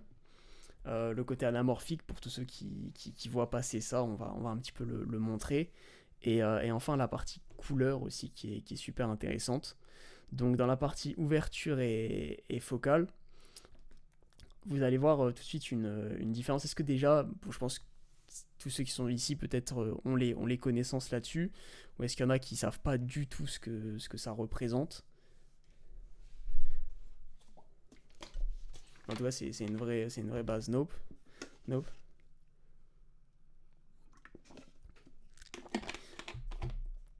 Ok, bah en gros, pour résumer simple, la focale, ça va être le zoom pour vraiment dire grossièrement de ton appareil. Là, par exemple, vous voyez, là, je suis plus zoomé que là.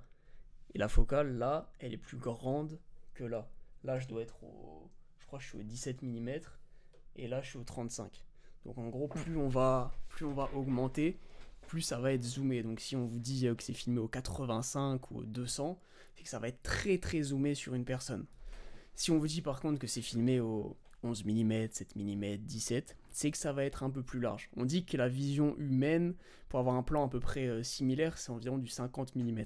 Donc si vous mettez au 50 mm, c'est à peu près comme votre œil y va voir. Donc si vous êtes en dessous, vous allez avoir cette impression de « ah ouais, c'est large ». Si vous êtes au-dessus, vous allez avoir l'impression de « ok, c'est zoomé ». Donc ça peut se voir assez facilement sur...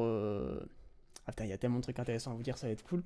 Ouais. Sur par exemple, et voilà, et je vais juste vous dire l'ouverture aussi, comme ça après vous allez vraiment pouvoir comprendre. L'ouverture, ça va être tu as un diaphragme, un petit rond dans ton appareil. Si je vous montre ouverture, diaphragme, tac, et que je vous montre ça, voilà. Vous avez déjà dû voir certainement ces photos qu'on voit un peu partout. Après oui, il y a ce délire d'APS-C, full frame et tout, taille de capteur. Peut-être qu'on fera une autre truc là-dessus, ça influe, mais là on va rester assez simple là-dessus. Mais du coup voilà, plus il est ouvert, plus il y a de lumière qui va rentrer, qui va atteindre votre capteur, plus votre arrière-plan va être flou.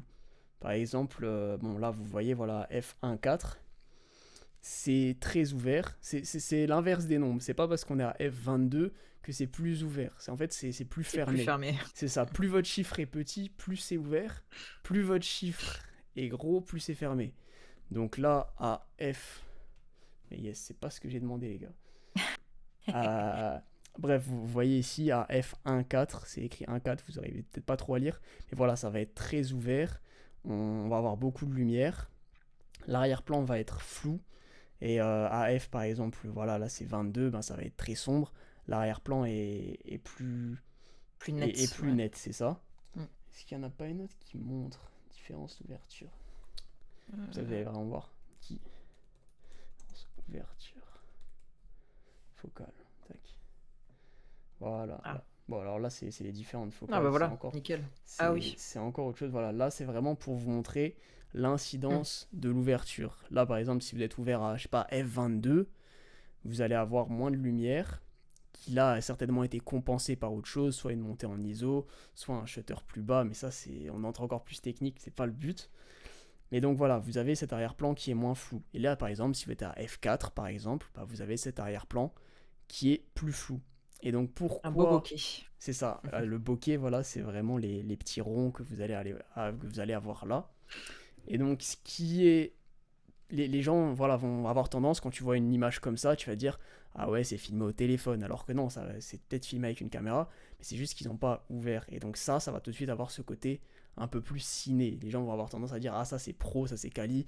Au début, quand tu fais de la photo, de la vidéo, tu veux avoir l'objectif qui ouvre le plus pour que ce soit flou derrière, et que dès le début tu sens en mode eh, regarde ça c'est ma caméra, elle est trop forte. ça Et fait un tu truc shootes tout le pro. temps en 2.8 ou en C'est ça. 1.4, tout le temps, tout le temps, tout le temps. Tu shootes jamais Exactement. autre chose. Tu te dis, tain, il faut ça. Alors que après, Ouais, il faut tu du bokeh. apprends, c'est ça. Et là, voilà, vous allez pouvoir voir la différence entre les focales. Donc là, le 20 mm, comme je vous avais dit, ça va être très large. Et le 200 mm, très serré. Mais alors là, ils ont fait quelque chose d'autre encore. Ils n'ont pas simplement zoomé comme ça. Ils vont montrer un autre truc qui est super important avec ta focale, ça va être la compression du décor à l'arrière. Par exemple, là, avec un 200 mm, donc ils ont dû se reculer à mort pour que le garçon soit à peu près cadré pareil que sur ce plan-là. Là, il doit être, je sais pas, peut-être à 5 mètres de l'objectif. Mais du coup, l'arbre, on va avoir l'impression qu'il est collé. On va plus avoir ces notions de distance. On va plus trop savoir. Et ça écrase le décor. C'est bien pour mettre en avant un sujet. C'est très utilisé au cinéma. Et voilà, ça donne ce côté très ciné. On voit pas ce qui se passe derrière. On est absorbé par le sujet. Par contre, si là on est au 20 mm, là il doit être très très proche de l'objectif. Il doit être, je sais pas, peut-être à 50 cm ou à peu près.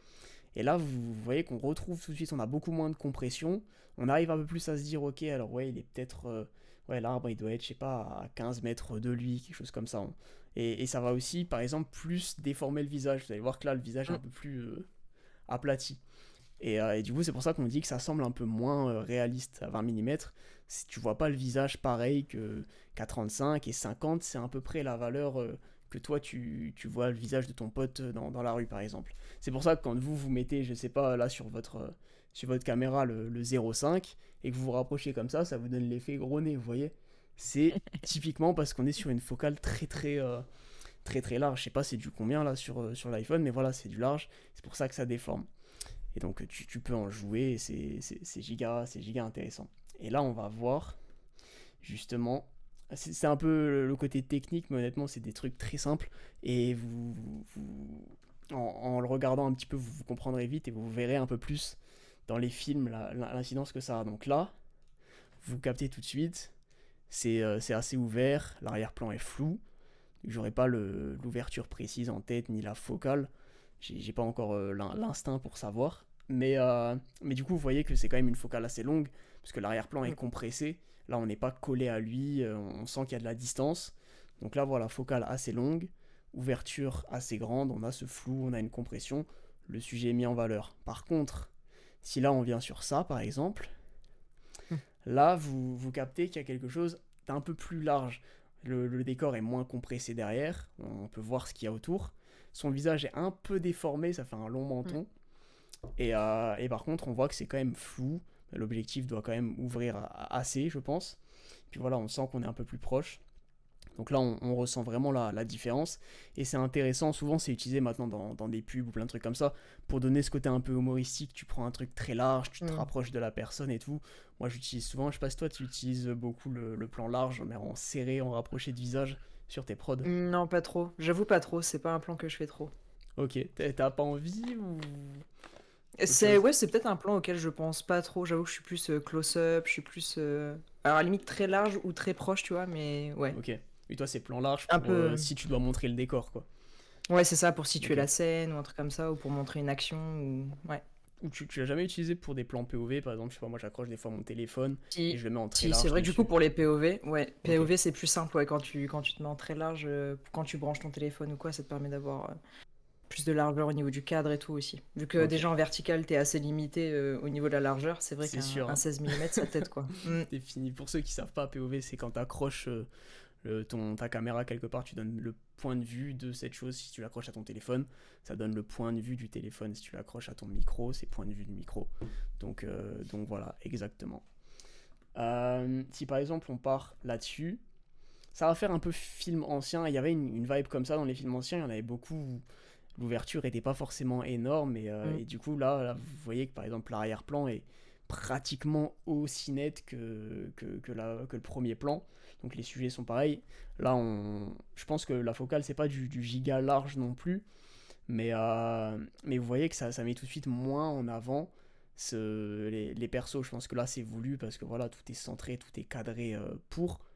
Mais vous voyez que là, voilà, il n'y a pas ce flou derrière, il n'y a pas cette compression. Alors que là, ce plan-là, tu te mets, je sais pas, au 200 mm et tu ouvres à 2.8. Bah derrière, c'est tout flou, c'est tout compressé. Ça n'aura pas du tout le même rendu. Mm. Maëlle, elle fait quoi sur Insta, bah, tu pourras Ah, aller voir. Au début, elle a fait sa petite présentation. Mais sinon, tu reverras la rediff, elle explique tout dedans. Ou à la fin, à la fin, il y aura une petite FAQ, vous pourrez poser vos questions et tout. Euh, Là-dessus, pareil, voilà, on peut voir. Donc là, c'est plutôt wide, c'est assez large comme plan. Donc sur du plan large, voilà, si t'es pas proche de ton sujet, c'est assez dur d'avoir un arrière-plan flou. Si là par exemple on avait un arrière-plan flou, ça ferait vraiment effet iPhone, mode cinématique, quand ça rajoute du flou à un endroit où c'est pas censé être. ouais. Donc voilà. Pareil, là-dessus, voilà, là c'est vraiment typiquement le Ah plan où les ouais. gens vont dire ah ouais, c'est très ciné, c'est très stylé, mais, euh, mais pourtant, voilà, maintenant vous savez c'est pourquoi, parce que là il y a une compression derrière, donc là c'est peut-être, voilà, je sais pas, du 200 mm, ou peut-être 80, j'en sais rien, ça dépend de la taille du capteur. Mais derrière c'est très ouvert, vous voyez que c'est très flou, on est sur de l'anamorphique aussi, ça vous allez le voir après. Mais donc voilà, ce plan-là, tout le monde va dire ah ouais, c'est très ciné, alors que si je vous montre, voilà, celui-là comme on a vu, ou même par exemple celui-là, qui est encore un vieux film, vous allez tout de suite vous dire ah ouais, c'est moins ciné. Alors ça fait vibe de l'époque, on sait que c'est un film, mais c'est pas du tout le même style. Je vous montre ça et ça, vous vous dites tout de suite ah ouais, ça c'est du cinéma, c'est beau. Et tout de suite vous dire que c'est une meilleure qualité, alors que ça non, ça a été autant travaillé, c'est pas la même intention derrière. Ouais. Donc voilà, la focale et l'ouverture, c'est giga important pour vos plans. On rentre dans une autre partie qui là vraiment est pour les puristes du cinéma et de l'image. Mais vous me remercierez maintenant quand vous regarderez les films et que vous direz ah ouais, ça c'est de l'anamorphique. Vous pourrez sortir le petit terme technique comme Oui, ça vous à la vos pétez un collègues. peu pour réflexe. Exactement. Avant de voir vraiment pourquoi c'est comme ça, je vais vous montrer des images et vous allez tout de suite soit capter, soit vous allez me dire mais Tristan, t'es complètement fou, tu vois des choses que personne ne voit. Les 5 images là, c'est de l'anamorphique. Donc ça, c'est de l'anamorphique. Je vous laisse un petit peu regarder et après on verra quels sont les petits détails sur lesquels vous pouvez voir, vous attarder pour se dire ok, c'est de l'anamorphique. Donc voilà, on a ça. Pour ceux qui aiment pas les pieds, que ceux qui aiment les pieds, vous pourrez mettre en pause ou skip. Ensuite, on a ce plan là, c'est de l'anamorphique aussi. On va avoir ce plan là, c'est de l'anamorphique. Là, il y a un gros gros détail pour ceux qui ont envie de voir les détails justement de l'anamorphique. Là-dessus, un autre détail aussi Encore. pareil, mais vous le captez. Et une autre, celle-là, qui fait très, très anamorphique aussi. Vous voyez ça tout de suite, vous allez vous dire ah ouais, c'est trop beau, c'est cinématographique et tout. Là maintenant, vous captez lumière, composition, on verra couleur après, focale, etc. Vous commencez à voir un peu tout ce qu'il y a derrière, mais côté anamorphique. Maintenant, on va voir qu'est-ce qui, justement, justifie l'anamorphique, et après on reviendra voir les photos pour que ceux qui l'ont pas encore vu se disent ah ouais, ok, c'est ça. L'anamorphique, quand tu sors une image de ton boîtier, je vous dis juste les gars, pour les pros, on rentrera pas dans les différents ratios, les 1,33, 1,66, les D-squeeze, tout ça. On va pas rentrer dans le détail, on va juste montrer aux gens c'est quoi la différence. Quand tu filmes en anamorphique, ton image va ressembler à ça. Ton plan il sort, c'est ça. Tu vas te dire ah mais j'ai fait une connerie, j'ai fait un mauvais réglage. C'est très compliqué. Alors on est en train de le justifier, hein. On est en train de montrer ce que c'est l'anamorphique. Juju, tu vas capter. On n'a pas dit encore précisément ce que c'est, mais on a montré les images. Donc ça, c'est l'image que tu vas obtenir. Et en fait, ça va... Avant de montrer, je vais dire pourquoi. En gros, dans une optique anamorphique, elle va vous permettre de capter sur la même taille de capteur plus de largeur, plus d'amplitude, plus de cadre, de champ de vision dans votre image. Et du coup, ça veut dire qu'elle va devoir, entre guillemets, le mettre quand même à la taille de votre capteur. Vous avez un capteur qui fait cette taille, et elle va capter ça. Mais du coup, pour le remettre sur votre image, elle va devoir, clac, le compresser. Donc ça fait que vous avez votre image comme ça qui est toute compressée. Et pour avoir une image à peu près naturelle, normale, vous allez devoir l'étirer. Et quand vous l'étirez, c'est pour ça que vous avez ce côté... vous avez une image qui est très très étirée, vous voyez. Et ça crée ces fameuses bandes noires que vous voyez au cinéma ou que les gens vont venir rajouter. C'est pour ça que voilà, on a ce côté bande noire très cinématique. C'est parce que ça va venir rétirer l'image. Celle-là, quand elle est sortie du capteur, elle avait une taille à peu près normale. Les gens l'ont réétirée pour qu'on ait ce côté naturel et qu'on se dise ah ouais, l'image elle semble normale quoi. Les proportions sont respectées. Mais donc ça va avoir plusieurs incidences sur votre image. La première notable, ça va être la forme du bokeh, plein de choses. Alors ça, c'est encore dû à... Il faut que je vous montre aussi un autre truc avant pour pouvoir comprendre. C'est aussi que l'intérieur de l'optique anamorphique va être légèrement différente d'une optique normale. Là, celle que j'ai, c'est une optique sphérique. C'est un rond, quoi. S'il y a du bokeh derrière moi, ça fera du rond. Le bokeh, c'est ce que je vous ai montré, c'est précisément ce que vous voyez derrière là. Ça vous fait des bokeh ronds. Tu peux t'amuser sur ton appareil à mettre des filtres en étoile, si tu veux, ou en cœur.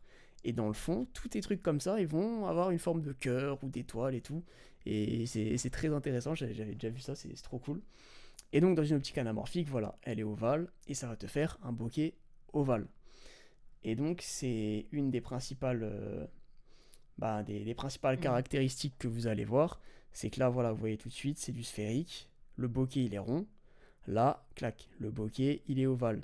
Il aura cette forme un petit peu, voilà, très, très différente et directe à l'œil en fait. Même ceux qui connaissent pas forcément ces optiques, qui vont pas pouvoir dire que c'est de l'anamorphique, quand ils vont voir les deux, ils vont peut-être se dire ah ouais, celle-là elle me semble plus ciné. Je remonte un peu pour que les gens puissent voir. Mais voilà, ça semble un peu plus ciné. Le fait aussi qu'elle ait été réétirée, ça va venir un peu déformer voilà, certaines proportions. En fonction de certaines optiques, tu vas avoir du flou sur les côtés. Là, c'est ce qu'on peut voir. C'est un peu flouté. L'autre image était floutée en bas. C'est ce qu'on nous avait dit. Donc voilà, ça c'est giga. C'est giga important. Pareil, vous le voyez là. Voilà, ce type de plan, si vous voyez quelque chose comme ça, vous savez que maintenant c'est de l'anamorphique. Ça donne ce côté un peu... C'est beaucoup utilisé. En fait, c'est pas que ça donne un côté ciné, c'est que ça a été utilisé au cinéma, et du coup, l'œil s'est un peu habitué à ça, et du coup, quand on voit ça, on se dit, ah ouais, c'est plus ciné. Alors qu'en soi, voilà, c'est pas plus ciné, c'est juste que notre œil est habitué à ça. C'est plus joli, ça fait une forme différente, mais il y a des films au cinéma qui sont tournés avec des optiques comme ça, et des films qui sont tournés avec des optiques comme ça. Et ça coûte très cher. Donc il n'y a pas beaucoup de films qui sont tournés avec des optiques comme ça, sauf voilà, vraiment les grosses productions. Les gros budgets. C'est ça, qui viennent louer le matériel. Il y a des caméras ou des optiques qui sont très petit nombre dans le monde, quoi. Et une autre caractéristique giga importante qui là est à la base un défaut de la lentille, vous avez déjà dû voir quand, peut-être que là je vais même pouvoir vous le montrer, si je vous mets ça, vous voyez là sur la caméra, il y a des petits flares qui apparaissent, vous voyez ces trucs là un peu bleutés, et ça, quand tu le fais sur une optique anamorphique, ça donne ces flares là qui sont des traits en fait. Et ça, c'est très beau, effectivement. Là, ouais, il y a la marque Sirui qui font des optiques anamorphiques qui sont très abordables. Hein. Je crois que les moins chers, c'est autour des 800 €. Ouais. Et après, c'est pas le même ratio. Ça veut dire qu'elle va capter moins, il y aura moins cet effet de bokeh déformé. Plus vous voulez, plus vous allez devoir payer cher. Il y a plein de marques, il y a plein de choses. C'est un autre univers. Pour ceux qui sont intéressés, N'hésitez pas à aller voir. Mais voilà, en gros, vous pourrez passer d'un plan comme ça à un plan comme ça avec l'anamorphique, avec ce bokeh ovale, ces petits flares lumineux. C'est giga intéressant. Donc tout ça on a vu, pareil, voilà, quand vous allez l'avoir sur votre caméra après avoir filmé, ça va ressembler à ça. Vous allez le retirer et ça aura une proportion normale. Donc maintenant, quand je vous montre quelque chose comme ça, si vous voyez ça un jour dans un film, vous allez tout de suite pouvoir capter que c'est de l'anamorphique. Bam, vous avez ici ce petit flou sur les côtés, ce petit bokeh ovale, cet étirement en fait de l'image, une image très large. Donc voilà, vous le captez, pareil, là il y a le flair lumineux qui nous donne tout de suite l'idée. Pareil, sur ce plan du pied, ici on peut voir le bokeh qui a une très jolie forme, le petit flou en bas, donc voilà, très caractéristique.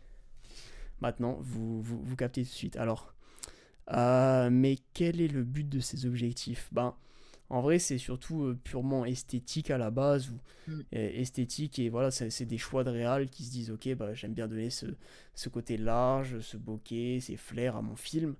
Et vu qu'il y a beaucoup de réals qui l'ont utilisé dans des grosses prods qui ont été vues, bah voilà, c'est devenu un petit peu iconique du cinéma.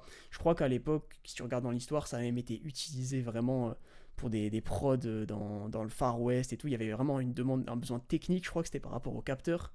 Mais je ne suis pas expert là-dedans non plus, donc je ne pourrais pas vous en parler plus. Peut-être que Julien, qui veut monter a des infos en plus dessus.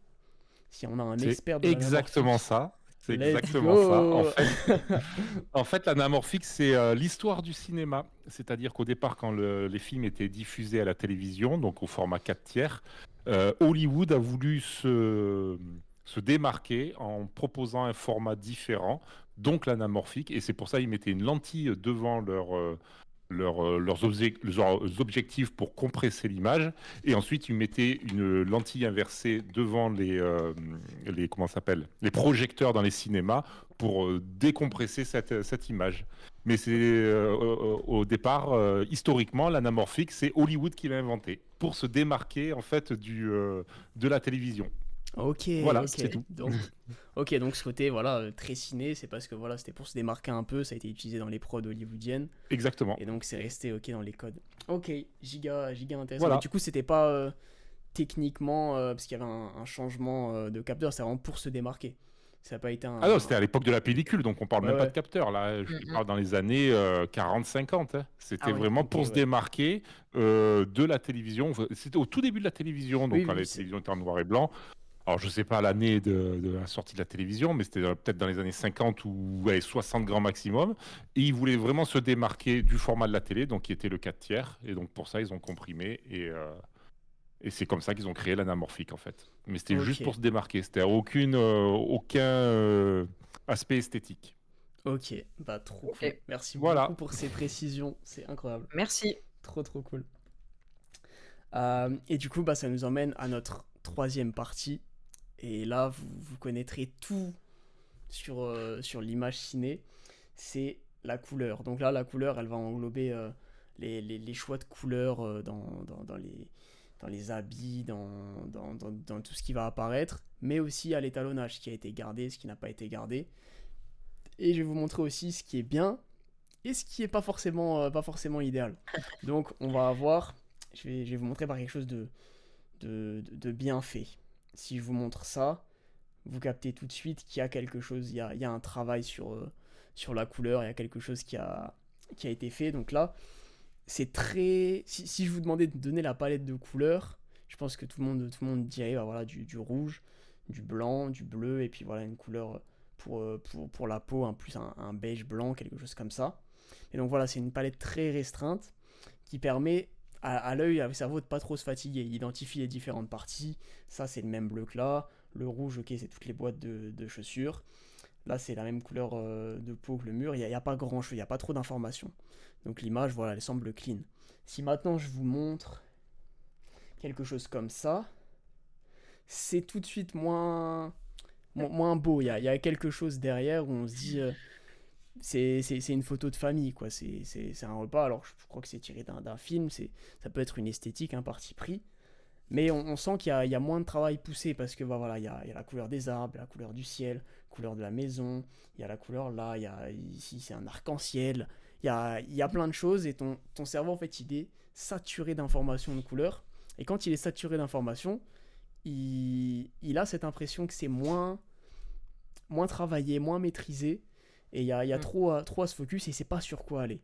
Donc même si ton cadrage est bien, même si ta lumière est bien, t'as besoin d'avoir un travail sur ta couleur. Alors là, ça aurait pu être corrigé en post-prod, parce que tu peux, par exemple, je sais pas, voilà, venir faire se rapprocher la couleur, la couleur bleue là de celle-là. Tu peux venir jouer avec les teintes pour rééquilibrer et finir avec seulement quelques couleurs.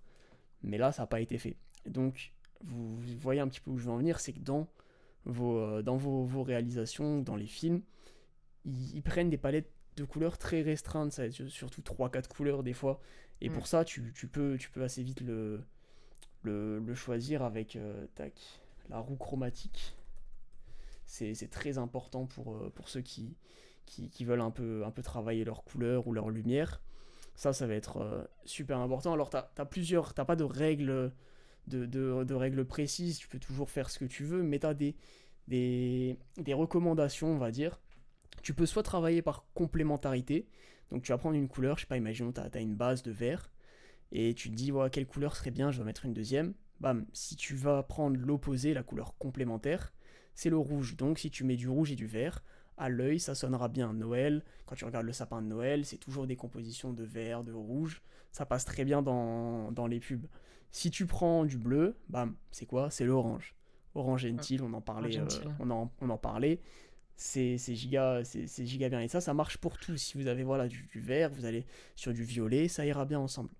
Par contre, si maintenant vous voulez faire, je sais pas, peut-être des variations, ou trois couleurs, bah vous pouvez prendre les couleurs qui sont juste à côté. Alors je sais pas comment ça s'appelle, mais ça a un nom, mais en tout cas voilà, les couleurs qui restent à côté, si tu prends du vert, qu'à côté tu prends du vert un peu moins vert, du bleu, ça passe. Si tu prends du rouge et que tu mets du orange, ou un peu de rose, ça passe aussi.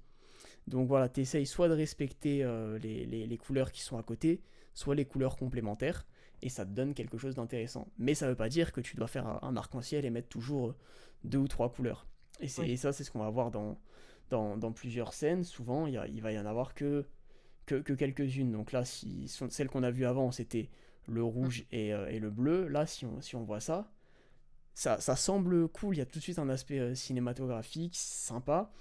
Et on voit qu'en fait, il y a eu un gros travail à l'étalo. Toutes les lumières là ont été un peu bleutées, verdâtrées. Je sais pas si ça se dit, mais vous voyez ce que je veux dire. On a une atmosphère un peu bleue, limite orange gentil. On a ce côté un peu orange qui ressort ici. Ici très bleu. Et on voit que toutes les autres couleurs, les autres détails, je pense que ça a été aussi un choix de la prod. Mais ça va être que les vêtements sont globalement dans les mêmes couleurs. Ça va être du Mm. blanc, du noir. T'en as quelques-uns qui ressortent un peu ici, mais qui ont été étouffés, qui sont de la même couleur. Donc t'as quand même quelque chose qui semble, qui semble aller, qui semble équilibré. Si par contre là, et à l'inverse aussi, si on n'a pas beaucoup de couleurs, mais que tout se fond, ça semble moins sympa. Genre là, on a tout de suite ce côté, c'est flat, c'est plat, il n'y a pas trop de travail. Comme la toute première photo que je vous ai montrée avec la fille qui avait la couleur de peau qui ressortait un peu pareil que le ciel. Bah, là-dessus, c'est pareil, on va pas avoir de couleurs qui ressortent vraiment. Ça va ressembler un peu à ça va ressembler un peu au bâtiment. Il n'y a pas vraiment de mise en avant, donc il faut quelque chose. Il faudrait qu'il y ait soit une couleur, soit deux qui ressortent. C'est pareil pour cette image-là, si on voit ça. Mm. C'est pas très beau, c'est pas très sexy quand on voit ça. C'est typiquement, voilà, ça a été éclairé par une lumière rose, on dirait que c'est Oui, pris ouais. en concert. T'as peut-être, voilà, ici, t'as une petite lumière jaune qui vient ici. Mais c'est mal géré, vous voyez, c'est ce truc où t'as pas un côté qui ressort bien, c'est vraiment full éclairé rose.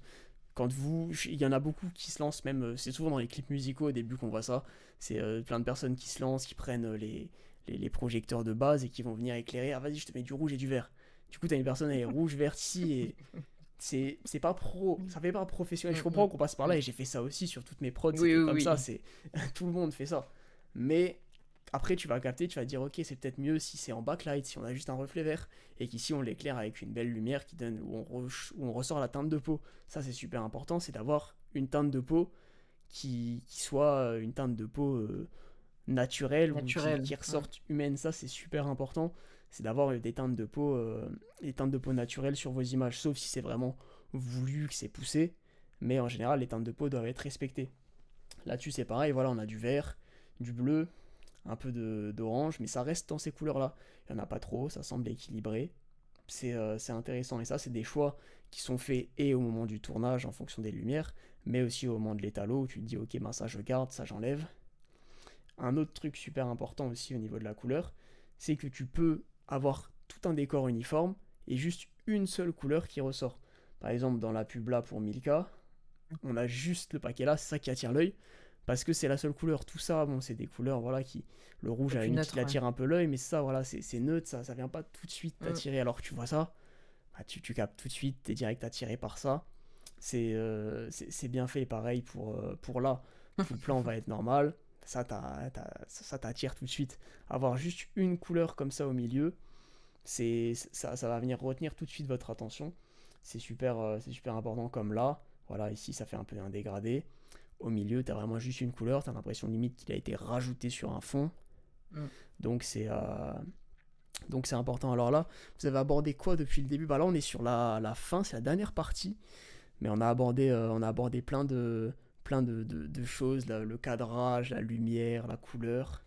Mais il y aura la rediff de toute façon, donc tu pourras voir. Pareil sur ça. Ici, vous voyez que les deux personnes qui sont, surtout la personne qui est mise en avant, ça va être elle. Elle est en bleu. Lui qui est en rouge, j'imagine qu'il joue un rôle important dans la scène. Mais tout le reste, globalement, ça va pas trop retirer l'attention parce que voilà, ils sont tous dans des couleurs qui attirent pas l'œil, qui se fondent un peu dans le décor, qui sont proches en tout cas du bois. Et donc eux vont vraiment ressortir. Donc ça, vraiment, dans vos prods, ça peut être cool aussi d'avoir ce côté, bah, tout est uniforme, sauf une couleur au centre qui ressort. Pour mettre votre sujet en valeur, c'est intéressant. Et encore une fois, mettez une couleur qui est un peu complémentaire du reste ou qui ressort bien. Tu vois, si là tu lui mettais un jaune fluo, elle ressortirait bien. Mais est-ce que ça viendrait pas un peu casser le plan? Ça ferait un peu cet effet-là où tu te dis, bon, Un peu too qu'est-ce qu'on a much. fait? C'est ça, voilà. Mais du coup, super intéressant. Pareil, là, vous voyez, il y a beaucoup de couleurs. Là, pour le cerveau, ça commence un peu à être dur. Alors, on a quand même notre œil qui est attiré par plein de trucs, voilà quoi. Mais plein de détails, tous les trucs rouges, tous les trucs, vous le voyez. Mais là, il y a plus de couleurs, c'est tout de suite un peu plus compliqué. Excuse-moi, Maë, tout le monde va te demander de te présenter à chaque fois. On refera une présentation à la fin, de toute À façon, la on fin, arrive vers la à la fin. FAQ et elle refera une petite présentation. Et voilà, est-ce qu'il y en avait une autre? Peut-être celle-là encore. Celle-là, voilà, c'est encore un aspect très flat. Ouais. Le sujet n'est pas vraiment mis en avant. Ça, c'est la même couleur que ça. Le blanc là. Ça, c'est le même. C'est limite, c'est plus la tondeuse avec le rouge qu'on va ressortir ou l'arbre Avec que le l'arbre, sujet. ouais. C'est ça. Alors que le sujet, tu lui mets, je sais pas, un truc bien vert flashy ou même la même couleur que l'arbre un peu. Orange, rouge. C'est ça, voilà, tu ressors tout de suite le sujet. Donc, lumière, couleur et choix en post-prod et en prod très important. Donc ça, c'est good. Je vois, ouais, il est déjà 22h30. Je pense qu'on n'aura pas le temps pour la toute dernière partie que je vous ai réservée, parce que je préfère qu'on fasse la FAQ. Mais la partie là, peut-être qu'on la refera une fois. Je voulais qu'on compare, voilà, une prod vraiment pro, semi-pro et amateur, pour qu'on voit la différence en termes de cadrage, lumière, etc. Mais ça risque de nous prendre quand même du temps. Du coup, on le fera certainement à un autre moment. Du coup, si vous avez des questions, je suis chaud. Et aussi, on vous avait promis de regarder quelques vidéos, si vous en Ah avez oui. de vous, hein, de vos productions, pour qu'on vous donne des conseils. Ça pourra certainement servir aussi à d'autres personnes. Donc il y a Julien qui veut venir parler un petit coup. Oui, est-ce que vous m'entendez? Ouais, on Oui. t'entend bien. Super. Bah déjà, Tristan, je voulais te remercier pour l'initiative de faire ce genre de live sur le Discord. C'est juste, c'est une dinguerie de faire des trucs comme ça, parce Toujours qu'on un est peu plaisir. nombreux, on peut s'exprimer, et puis on apprend un max de trucs. Et je trouve ça vraiment génial, quoi. Ça devrait en inspirer beaucoup d'autres. Trop content, Voilà. merci beaucoup. Bah non, mais je t'en prie, la vérité, c'est vrai, quoi. J'avais pas vraiment une question, j'avais surtout une série sur Netflix que j'ai vue dernièrement, dont je voulais vous parler parce que c'est une prouesse en termes de réalisation. Mm. C'est la série Adolescence. Je Très sais très pas bonne si vous en série. avez Moi, parlé. je l'ai pas vu, Euh, non. Ouais, je l'ai vu, C'est ouais. C'est des épisodes filmés en one shot. c'est un plan séquence d'1 heure Ouais, à chaque fois. ouais. C'est Vraiment Incroyable. impressionnant, absolument ouais. incroyable. C'est, Mm, mm. vous avez les making of qui sont sur YouTube. Elle est tournée avec le Ronin 4D Ok. et C'est en ouf. fait, tu vas passer de séquences qui sont tournées en intérieur, ça va aller à l'extérieur. Ils vont accrocher le Ronin 4D à un Un drone drone. sans que tu t'en rendes compte. Ouais. C'est absolument incroyable et tous Mm, les mm. fans de séries et de ciné et de technique, je vous invite vraiment à aller voir parce que c'est vraiment un truc qu'on n'a pas l'habitude de voir et c'est un truc de ouf, c'est un banger, quoi. Ouais, Incroyable. Bah, même au niveau de l'acting et tout, ouais. comme le film 1917, il disait en Oui. plan séquence. Effectivement, dans les Mm. plans séquences, c'est toujours incroyable. À produire, c'est giga chiant. Il y a toujours des fausses coupes hein, quand on dit plan séquence. Il y a toujours des moments où il trouve. Je sais pas s'il y a vraiment un film sur des longues périodes qui a été fait sans plan, sans coupe, sans fausse coupe, que tu vois pas. Mais Apparemment, adolescence, il n'y a pas de coupe, hein. Apparemment, il y Il a n'y a pas vraiment de coupe zéro hein, zéro. coupe. Il y a ouais, zéro ouais. coupe. Zéro sur Il une y a Dans heure. zéro Adolescence, coupe. Waouh. ils te disent que Chaud, Mais tu chaud, vas ils ont, avoir chaud. dans ils ont refait, hein. l'épisode. Ils ont Ouais, bah oui, refait, c'est ils ont sûr, refait, ils ont... j'imagine. Là, ta En pré-prod, fait, elle est carrée, quoi. Ah bah là, En c'est fait, sûr. il disait que l'épisode qui a mis il y a un épisode, ils ont fait 15 prises en fait. Donc ça veut dire qu'il y a eu 15 heures, puisqu'ils lancent la caméra, ils l'éteignent au bout d'une heure. Et il disait que dans certains plans, tu as 300 figurants, et s'il y en a un qui fait un truc de pas bien, il Ah faut ouais. recommencer l'épisode C'est à une zéro. dinguerie. Hein, c'est une Wow. dinguerie. Donc vraiment, je vous invite à aller voir les behind the scenes et les making-of qui sont dispo sur YouTube.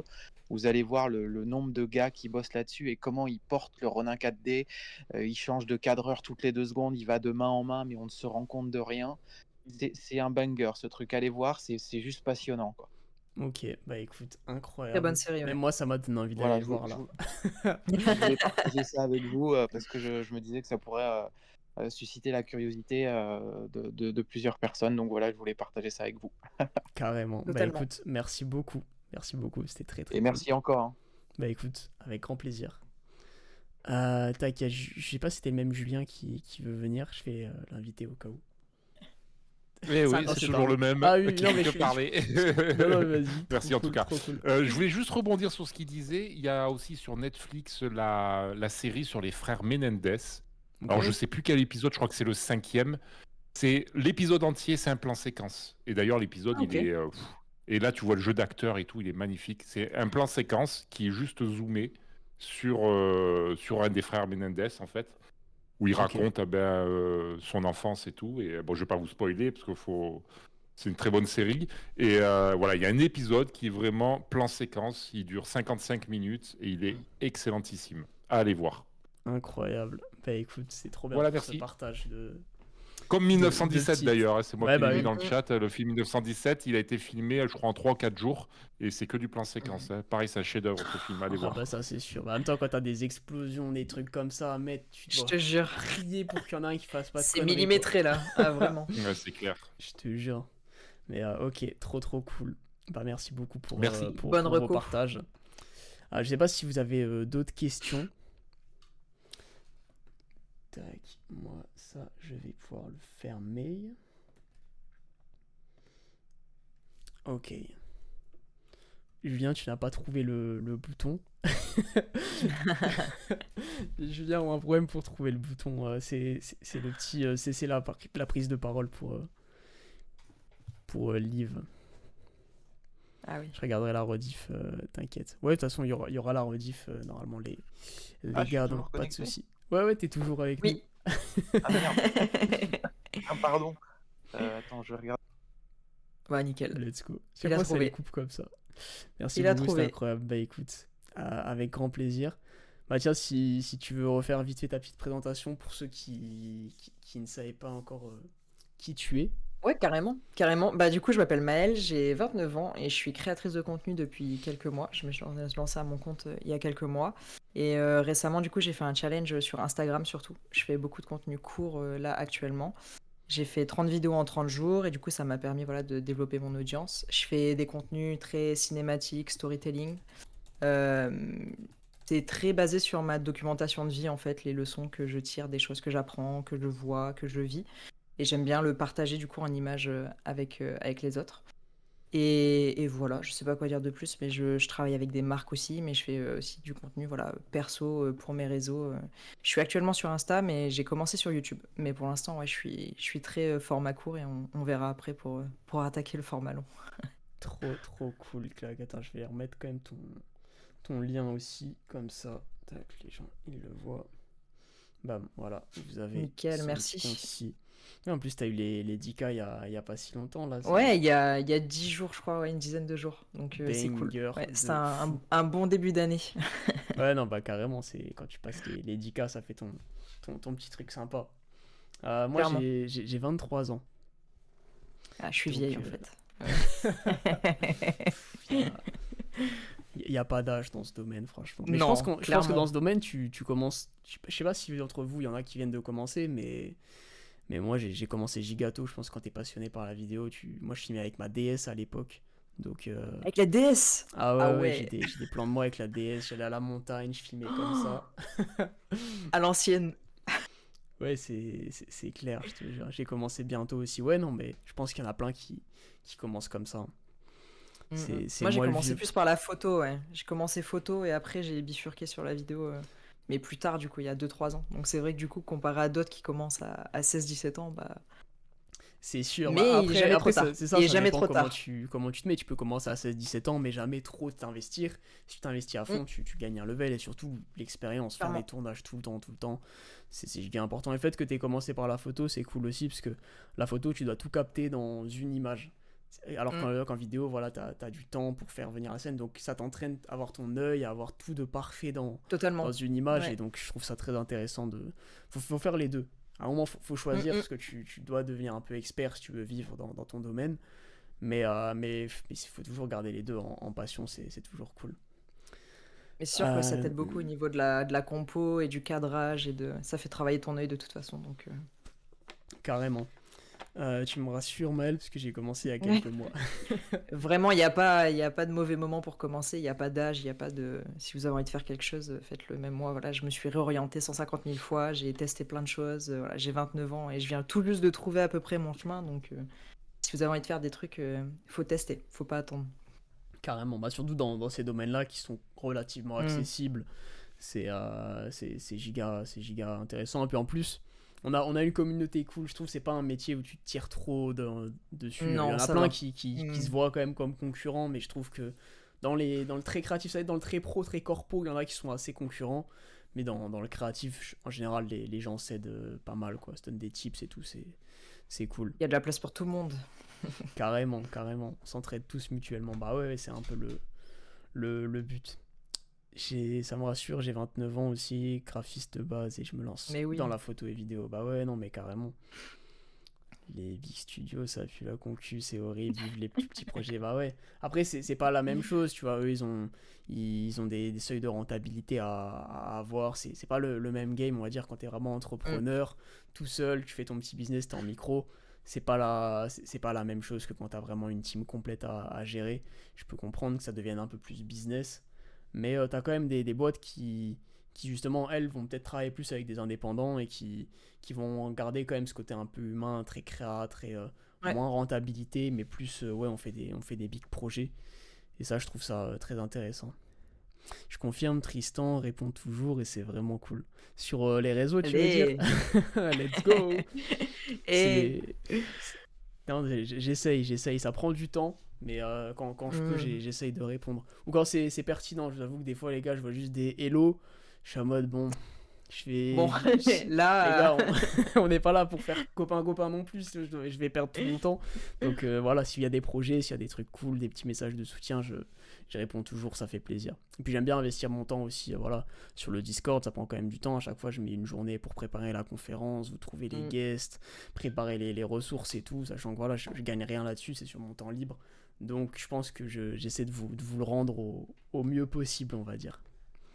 Je t'ai connu sur TikTok, magnifique tes vidéos, merci, ça fait trop plaisir. Le clone n'est T'as pas là, commencé ça? sur TikTok?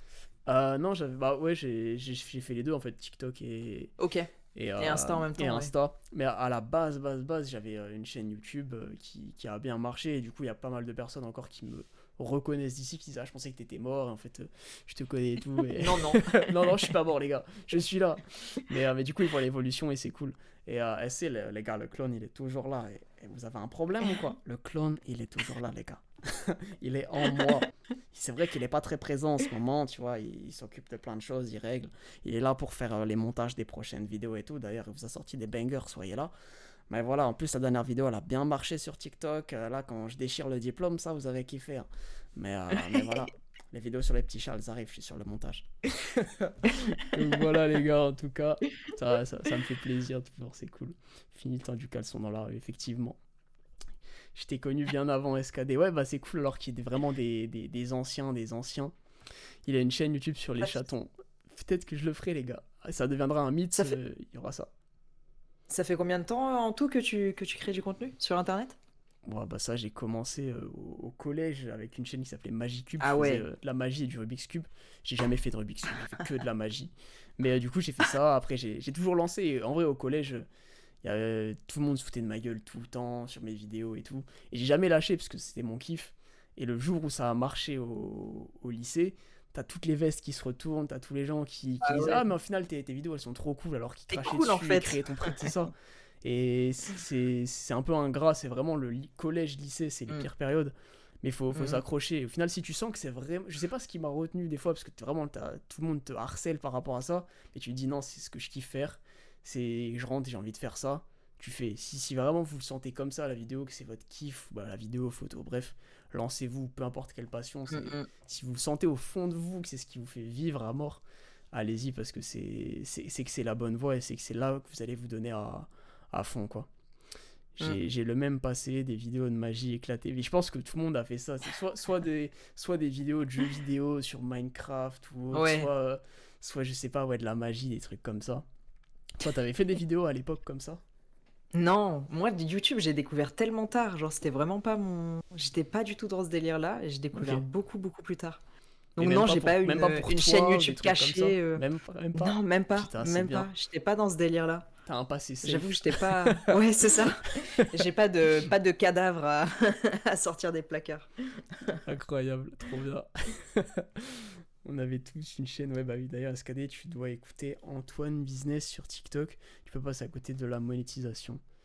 Bah alors, je suis monétisé sur TikTok, mais honnêtement, les gars, ça me rapporte pas grand chose sur mes vidéos. Même sur ma dernière, là, qui a fait 350 000 vues, maintenant, il y a une nouvelle monétisation sur TikTok, c'est une monétisation supplémentaire qui est accordée aux gens qui font des vidéos de qualité et qui sont experts dans leur domaine. Alors, c'est pas pour me vanter, mais je trouve que je coche les deux cases et je gagne 0 sur cette nouvelle monétisation. Genre, la dernière vidéo de 350 000 vues, elle m'a rapporté 40 €. Donc voilà. Sachant que j'en fais toutes les 2 ou 3 semaines et qu'elle marche pas tout le temps comme ça, autant vous dire que TikTok, ça me paye 3-4 kebabs, quoi. Voilà. C'est pas avec ça déjà pas que mal. tu pourras vivre. Non, en vrai, c'est déjà cool. Mais si je voulais Mais vivre ouais, que de il ça, c'est pas faut- possible. À côté, il faut faire autre chose, des collabs, des choses comme ça. Ou faire Ouais, ou alors plus faut de faire vraiment contenu. des millions de vues, quoi. Faire C'est du ça. contenu H24 et des millions de vues, ouais. Donc, clairement. Tac, des conférences de cut. Ouais, bah en vrai, faudrait, mais je pense que j'en ferai peut-être quand ce sera encore plus officiel ou sur une autre plateforme, un truc plus pro, parce que là, même pour cadrer les choses, c'est plus compliqué pour TikTok. Après, s'il y en a qui sont. Peut-être que j'engagerai quelqu'un pour faire ça, hein, qui se dit.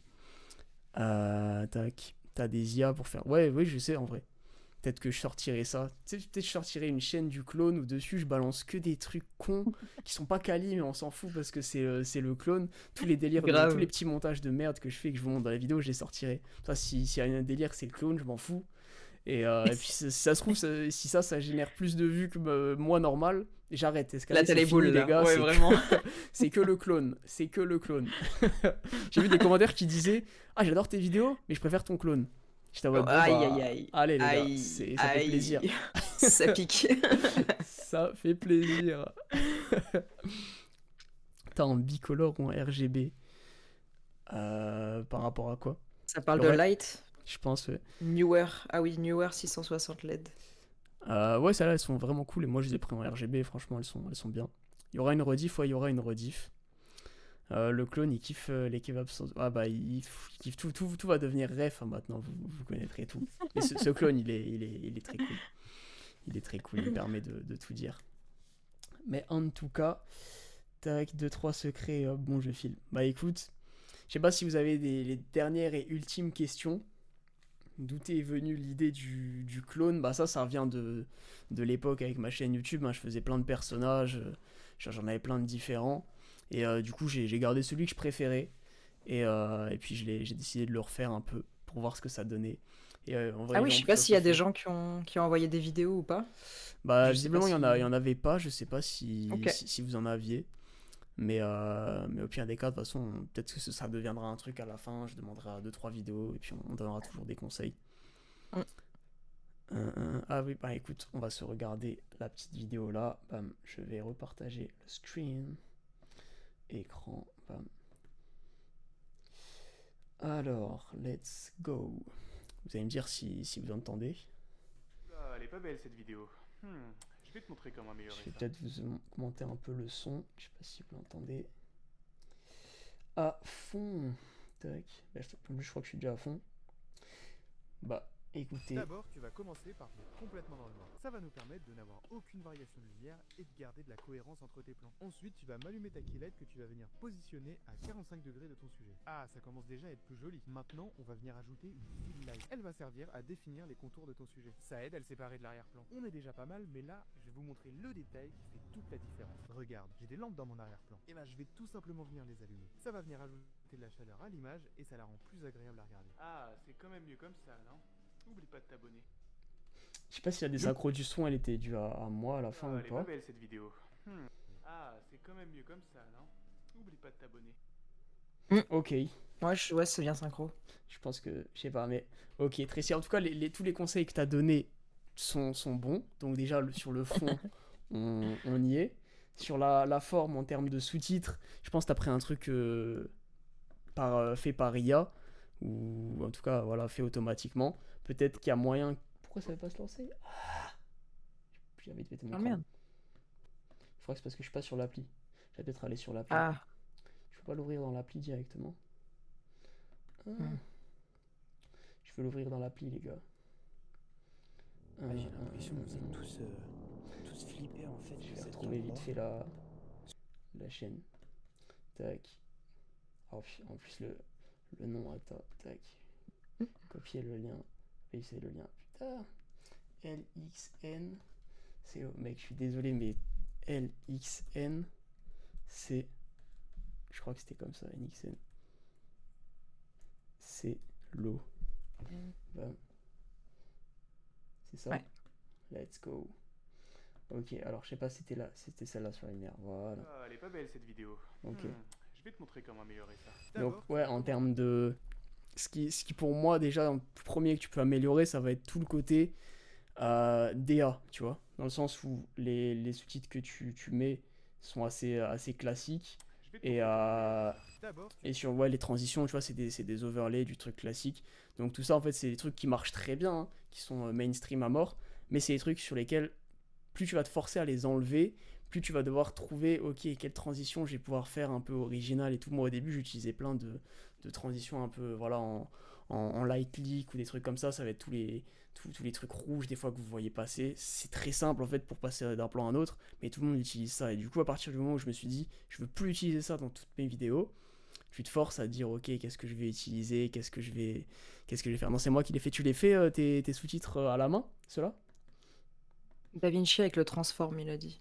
Ok. vas commencer par te mettre Bah écoute, complètement après, soit Ça va nous permettre de n'avoir soit c'est ta DA et tu vas tout le temps les faire comme ça, soit tu essaies de trouver un truc peut-être plus original, une police qui toi te correspond vraiment, que tu vas tout le temps utiliser. Je sais pas si c'est le même que tu fais à chaque fois. Tu vois, là c'est plus le même. Là, sur les trois là, ça avait l'air d'être pareil, mais tu vois, c'est intéressant pour qu'on t'identifie, que dès qu'on voit le sous-titre, la police, on sache que c'est toi. Tu vois, moi au début, j'essaye toujours de placer mes mots comme ça avec la même police et tout.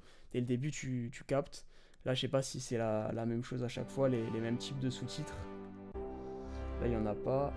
Mais en tout cas, ouais, c'est important d'avoir ça. Ah, elle est pas belle cette Exact. Celle à 2 millions, j'ai fait des intros un peu plus travaillées. Ouais. Donc ce truc là ça peut être Je cool. vais te montrer comment améliorer ça. Là aussi tu vois, bon là c'est vraiment Je vais te dans montrer le comment détail, améliorer je ça. peaufine, mais là tu vois t'as fait une petite stab, il y a une black frame sur le côté. Moi c'est genre le truc, tu vois, c'est des détails tout con, moi je vais avoir l'œil qui est direct attiré par là, peut-être que tu l'as pas vu, mais moi c'est les trucs que je vais voir tout de suite. Et tous les petits détails comme ça où tu te dis les gens le voient pas, les gens le voient vraiment pas, mais les pros vont le voir. Et du coup ce qui fera vraiment la diff où les gens vont dire ah ouais son contenu il est pro, c'est dans le détail parce que tu auras peaufiné, tu n'auras pas fait des petits oublis comme ça et tout, tu vois. Moi ça me saute direct à l'œil, je le vois instant, mais parce que je cherche dans le détail et les pros le voient toujours. Et du coup, si t'es face à un client et que t'as d'autres pros qui peuvent dire ah ouais mais lui il va pas dans le détail, regarde il laisse passer des trucs comme ça, tu peux voilà perdre des clients pour ça. C'est con mais tu vois aller dans le détail c'est toujours important. Après effectivement bam sur les plans ça va être beaucoup de choix voilà d'intention comme on a dit tu vois là j'arrive pas à mettre sur pause à ce moment-là. Genre tu vois sur celui-là peut-être essayer de mettre un peu plus de contraste pour donner ce côté ciné, tu vois là comme on a dit c'est très éclairé. Je pense que ta lumière elle venait d'ici, elle était frontale, tu vois, tu aurais peut-être pu venir la mettre vraiment du côté, de l'autre côté du coup carrément, pour venir éclairer là et laisser un petit côté sombre comme ça, surtout que le téléphone c'est une source de lumière naturelle qui s'éclaire tout de suite. Donc t'aurais eu un côté un peu plus ciné sur ce plan-là. Pareil, tu vois, sur un peu toutes les lumières. Ensuite, tu vas m'allumer ta killette que tu vas venir positionner à 45 degrés de ton sujet. Voilà, ça c'est cool, c'est un petit truc qu'on voit toujours. Tu changes le mode de fusion. C'est fait pareil, là, tu vois, par exemple, sur ton type de cadrage, en haut, je trouve que tu as beaucoup de. Les gens ils voient peut-être pas sur la rediff, ils voient pas en entier. Mais là, au-dessus, tu as peut-être beaucoup de vide, tu vois. Surtout qu'en plus, tu as le sous-titre qui vient pile poil sur la tête. Peut-être essayer soit de toi te rapprocher pour peut-être qu'elle atterrisse un peu plus ici, soit baisser la cam. Mais genre ce truc là ça peut être intéressant aussi. Après tu vois là t'étais plus proche, ça allait mieux. Sur ça voilà pareil. À définir les contours de ton sujet. Ça aide à le séparer de l'arrière-plan. Là c'est vraiment purement technique que je dis les choses. Après ce sera plus dans le fond. Mais voilà tu vois par exemple c'est peut-être un peu là là quand tu passes là tu vois t'as une ombre qui est projetée. C'est des petits trucs comme ça que tu peux corriger pour essayer de pas l'avoir. Soit t'écartes ta light, soit tu vois qu'est-ce qui génère cette ombre pour ne pas l'avoir. Ça donne un côté un peu plus maîtrisé sur ta lumière. Rajouter de la chaleur à l'image et ça la rend plus agréable à regarder. Ah, c'est quand même mieux comme ça. Et je crois qu'il y a quand même un vrai décalage. Ah bah non, il n'y a pas de décalage de syncroché, c'est pourquoi non. Je m'excuse, il n'y a pas de décalage. Si je la regarde sur le live, non, il n'y en a pas. Okay. Je vais te montrer comment améliorer ça. D'abord, tu vas commencer. Et du coup, voilà, en termes purement techniques, je pense que c'est ça, c'est mettre un peu plus de contraste, gérer peut-être mieux ses cadrages, avoir une DA plus poussée ou alors garder la même sur les sous-titres, la manière de filmer au même endroit, un peu les mêmes types de cadres, etc. Tout ça, c'est intéressant. Après, là, je vais juste regarder ton hook vraiment pour le regarder. Je vais te montrer comment améliorer ça. D'abord, tu vas commencer par mettre complètement dans. Ok. Ton hook, je sais pas si tu l'as fait toi-même, si tu l'as fait avec ChatGPT, si tu l'as demandé, etc. Mais dès le début, tu dis elle est pas belle cette vidéo. C'est pas assez généraliste pour que la personne se dise ah ouais, c'est vrai qu'elle est vraiment pas belle. Parce qu'en soi, là déjà, t'as une vidéo plus quali que les 3/4 des gens qui font des vidéos, tu vois. Grave. Tu dis elle est pas belle alors qu'elle est déjà belle, tu vois. Elle est pas mal, elle est pas mal. Un truc, c'est ça, elle est pas dégueu. Si tu t'es filmé dans le noir ou vraiment un truc horrible, faut plus le justifier pour vraiment que les gens ils se disent ah ouais. Là, je pense qu'il y en a plein qui se disent non, elle est pas si dégueu, ça a l'air bien. Et du coup, soit ils swipe parce qu'ils s'en fichent de savoir pourquoi, soit ils vont regarder, mais tu vas les perdre après. Faut vraiment trouver un truc intéressant. Moi, ma vidéo sur la lumière, tu vois, je l'avais vraiment fait dès le début. Je voulais capter l'attention avec ce light switch en mode tu passes d'une lumière dégueu à une belle lumière d'un coup. Et puis surtout, j'étais en mode tu veux. Je sais plus c'était quoi précisément, mais c'était vraiment en mode toi aussi tu veux faire ça dans tes vidéos. Alors bam, tu dois avoir maîtrisé la lumière. Et du coup, le gars il se dit ouais, moi aussi je veux faire ça dans mes vidéos, c'est stylé. Ah ok, je dois apprendre à maîtriser la lumière. Donc le gars il va m'apprendre à la maîtriser, ok, ben j'ai regardé, et après si tu fais bien ta boucle avec la fin, clac, les gens ils reviennent tout de suite au début, ils regardent. Je sais pas si tu fais des loops toi dans tes vidéos, Maël. Ouais, j'en fais, ça marche bien en vrai, j'en ai fait sur mon challenge, ouais, j'en ai fait au moins 3-4, ouais. En fonction des vidéos, quand ça marche bien, j'aime bien le faire, ouais. Ok, bah c'est C'est trop cool en c'est un vrai. bon truc. C'est un petit truc sympa. Donc en vrai, les loops, ça marche bien. Compliqué de faire moche avec une FX30. Excuse-nous, pardon, pardon. Je te jure. C'est On n'a ça, pas les mêmes problèmes, hein. putain, je te jure. Mais donc, ouais, voilà, effectivement, travailler un peu le hook et la manière dont après tu vas faire ton storytelling. Là, tu balances toutes les infos comme ça. Ce qui peut être intéressant, ça va être de donner un côté un peu plus chaleureux, plus vivant. Si juste tu balances des infos pour balancer des infos, bah, les gens qui sont pas techniques ou qui s'en fichent, ils vont pas le regarder. Ton but, c'est que ta vidéo, sauf si tu cibles vraiment les créateurs, les créateurs de vidéos, bah, les gens qui sont pas intéressés, ils vont skip. Alors que si tu mets une vraie intention derrière quelque chose, moi, mon but, tu vois, c'est que les gens, quand ils regardent mes vidéos, il y en a plein, des fois, qui disent « Ah, je fais pas de vidéo, je fais pas de montage, mais je regarde quand même tes vidéos. » Parce que j'essaie de donner une histoire, tu vois, un contexte en mode « Ah ouais, au début, bam, t'as mon clone, il sait pas faire un truc, ok, bah moi, je vais lui expliquer. » Et du coup, tu te dis comment il va lui expliquer, même si ça t'intéresse pas, t'es pris dans l'histoire et tu vois, t'essaies de mettre des trucs... moi, toi, t'es pas obligé de faire un deuxième perso, mais ça peut être intéressant d'avoir un deuxième perso qui vient, ou d'avoir un truc, tu vois, faut faire vivre un peu le truc qui vient casser le rythme, qui vient casser, surtout quand c'est du tuto, casser le rythme, c'est intéressant avec de l'humour, des petits trucs. T'as fait tes inserts, tu vois, où t'es là, tu flexes un peu parce que tu vas à la salle. Moi aussi, je vais à la salle, hein, t'es pas obligé de flex comme ça, mec, mais, mais en vrai, non, tu vois, c'est cool, ça fait des petits trucs en plus, c'est sympa. Mais voilà, en tout cas, essayer de casser un peu le rythme, c'est super important. Ça, vous le verrez dans l'ebook que je vais aussi vous donner gratuitement, que je suis en train de faire là depuis des semaines. Mais vous verrez que casser le rythme et avoir des dents de scie dans vos vidéos, c'est giga important. Parce que si c'est plat, ça ne s'intéresse pas. Il faut avoir des moments d'action, des moments un peu moins d'action. Bref, c'est important. Tout est gratuit. Mais oui, les gars, je vous envoie tout. Il régale. Je vous envoie tout, je te jure. J'ai pas compris le business, comment ça marche, moi. C'est ça. Mais, Tu mais fais tout à voilà, l'envers. je te jure, je te jure. Parce que je crois on est trop blindé de personnes dans l'audiovisuel qui te vendent des formations, qui te font tout payant et tout. Je veux un peu aller à l'inverse et je me dis, si tu donnes à la vie te rendra des fois. Donc, que ce soit Tout à par fait. argent ou autre chose, moi ça me fait kiffer de venir avec vous, ça fait une communauté, ça fait... Moi j'aime bien. Et puis voilà. Ce que je dis pas, c'est que je vais rendre le Discord payant. Dans 2 Non, je mois. rigole, Aïe, exactement. aïe, aïe. Aïe, aïe, aïe. Le live va mal vieillir, là. Ouais, je te jure. Mais voilà, en tout cas, ce que j'ai pu dire là-dessus, un jour on fera vraiment une vraie conf analyse où on fera plein de vidéos, ce sera stylé. Mais voilà, en tout cas, j'espère que les petits conseils ont pu aussi vous aider. La rediff sera dispo normalement peut-être demain ou après-demain. Elle sera sur le Discord directement. Je ferai une annonce. Donc voilà. Bam. Ouais, il est 23h pile, les gars. On va devoir vous laisser malheureusement. J'ai vu qu'il y avait une autre vidéo de Roméo, mais là, on pourra pas aller trop en profondeur. Donc c'est dommage. Je préfère qu'on la réanalyse un autre jour. Mais en tout cas, j'espère que ça vous a plu et que c'était cool. Maëlle, toi aussi, j'espère que tu as bien aimé J'ai passé un super participer. moment. Trop Ouais, cool. carrément, c'était trop bien. Trop cool. Bah écoute, on se retrouve de toute façon mercredi prochain pour une autre conf, les gars. En attendant, bah écoutez, prenez soin de vous les créatifs, soyez créatifs à mort, c'est super intéressant et Créer des important trucs. surtout. Créer des choses et puis voilà, merci beaucoup.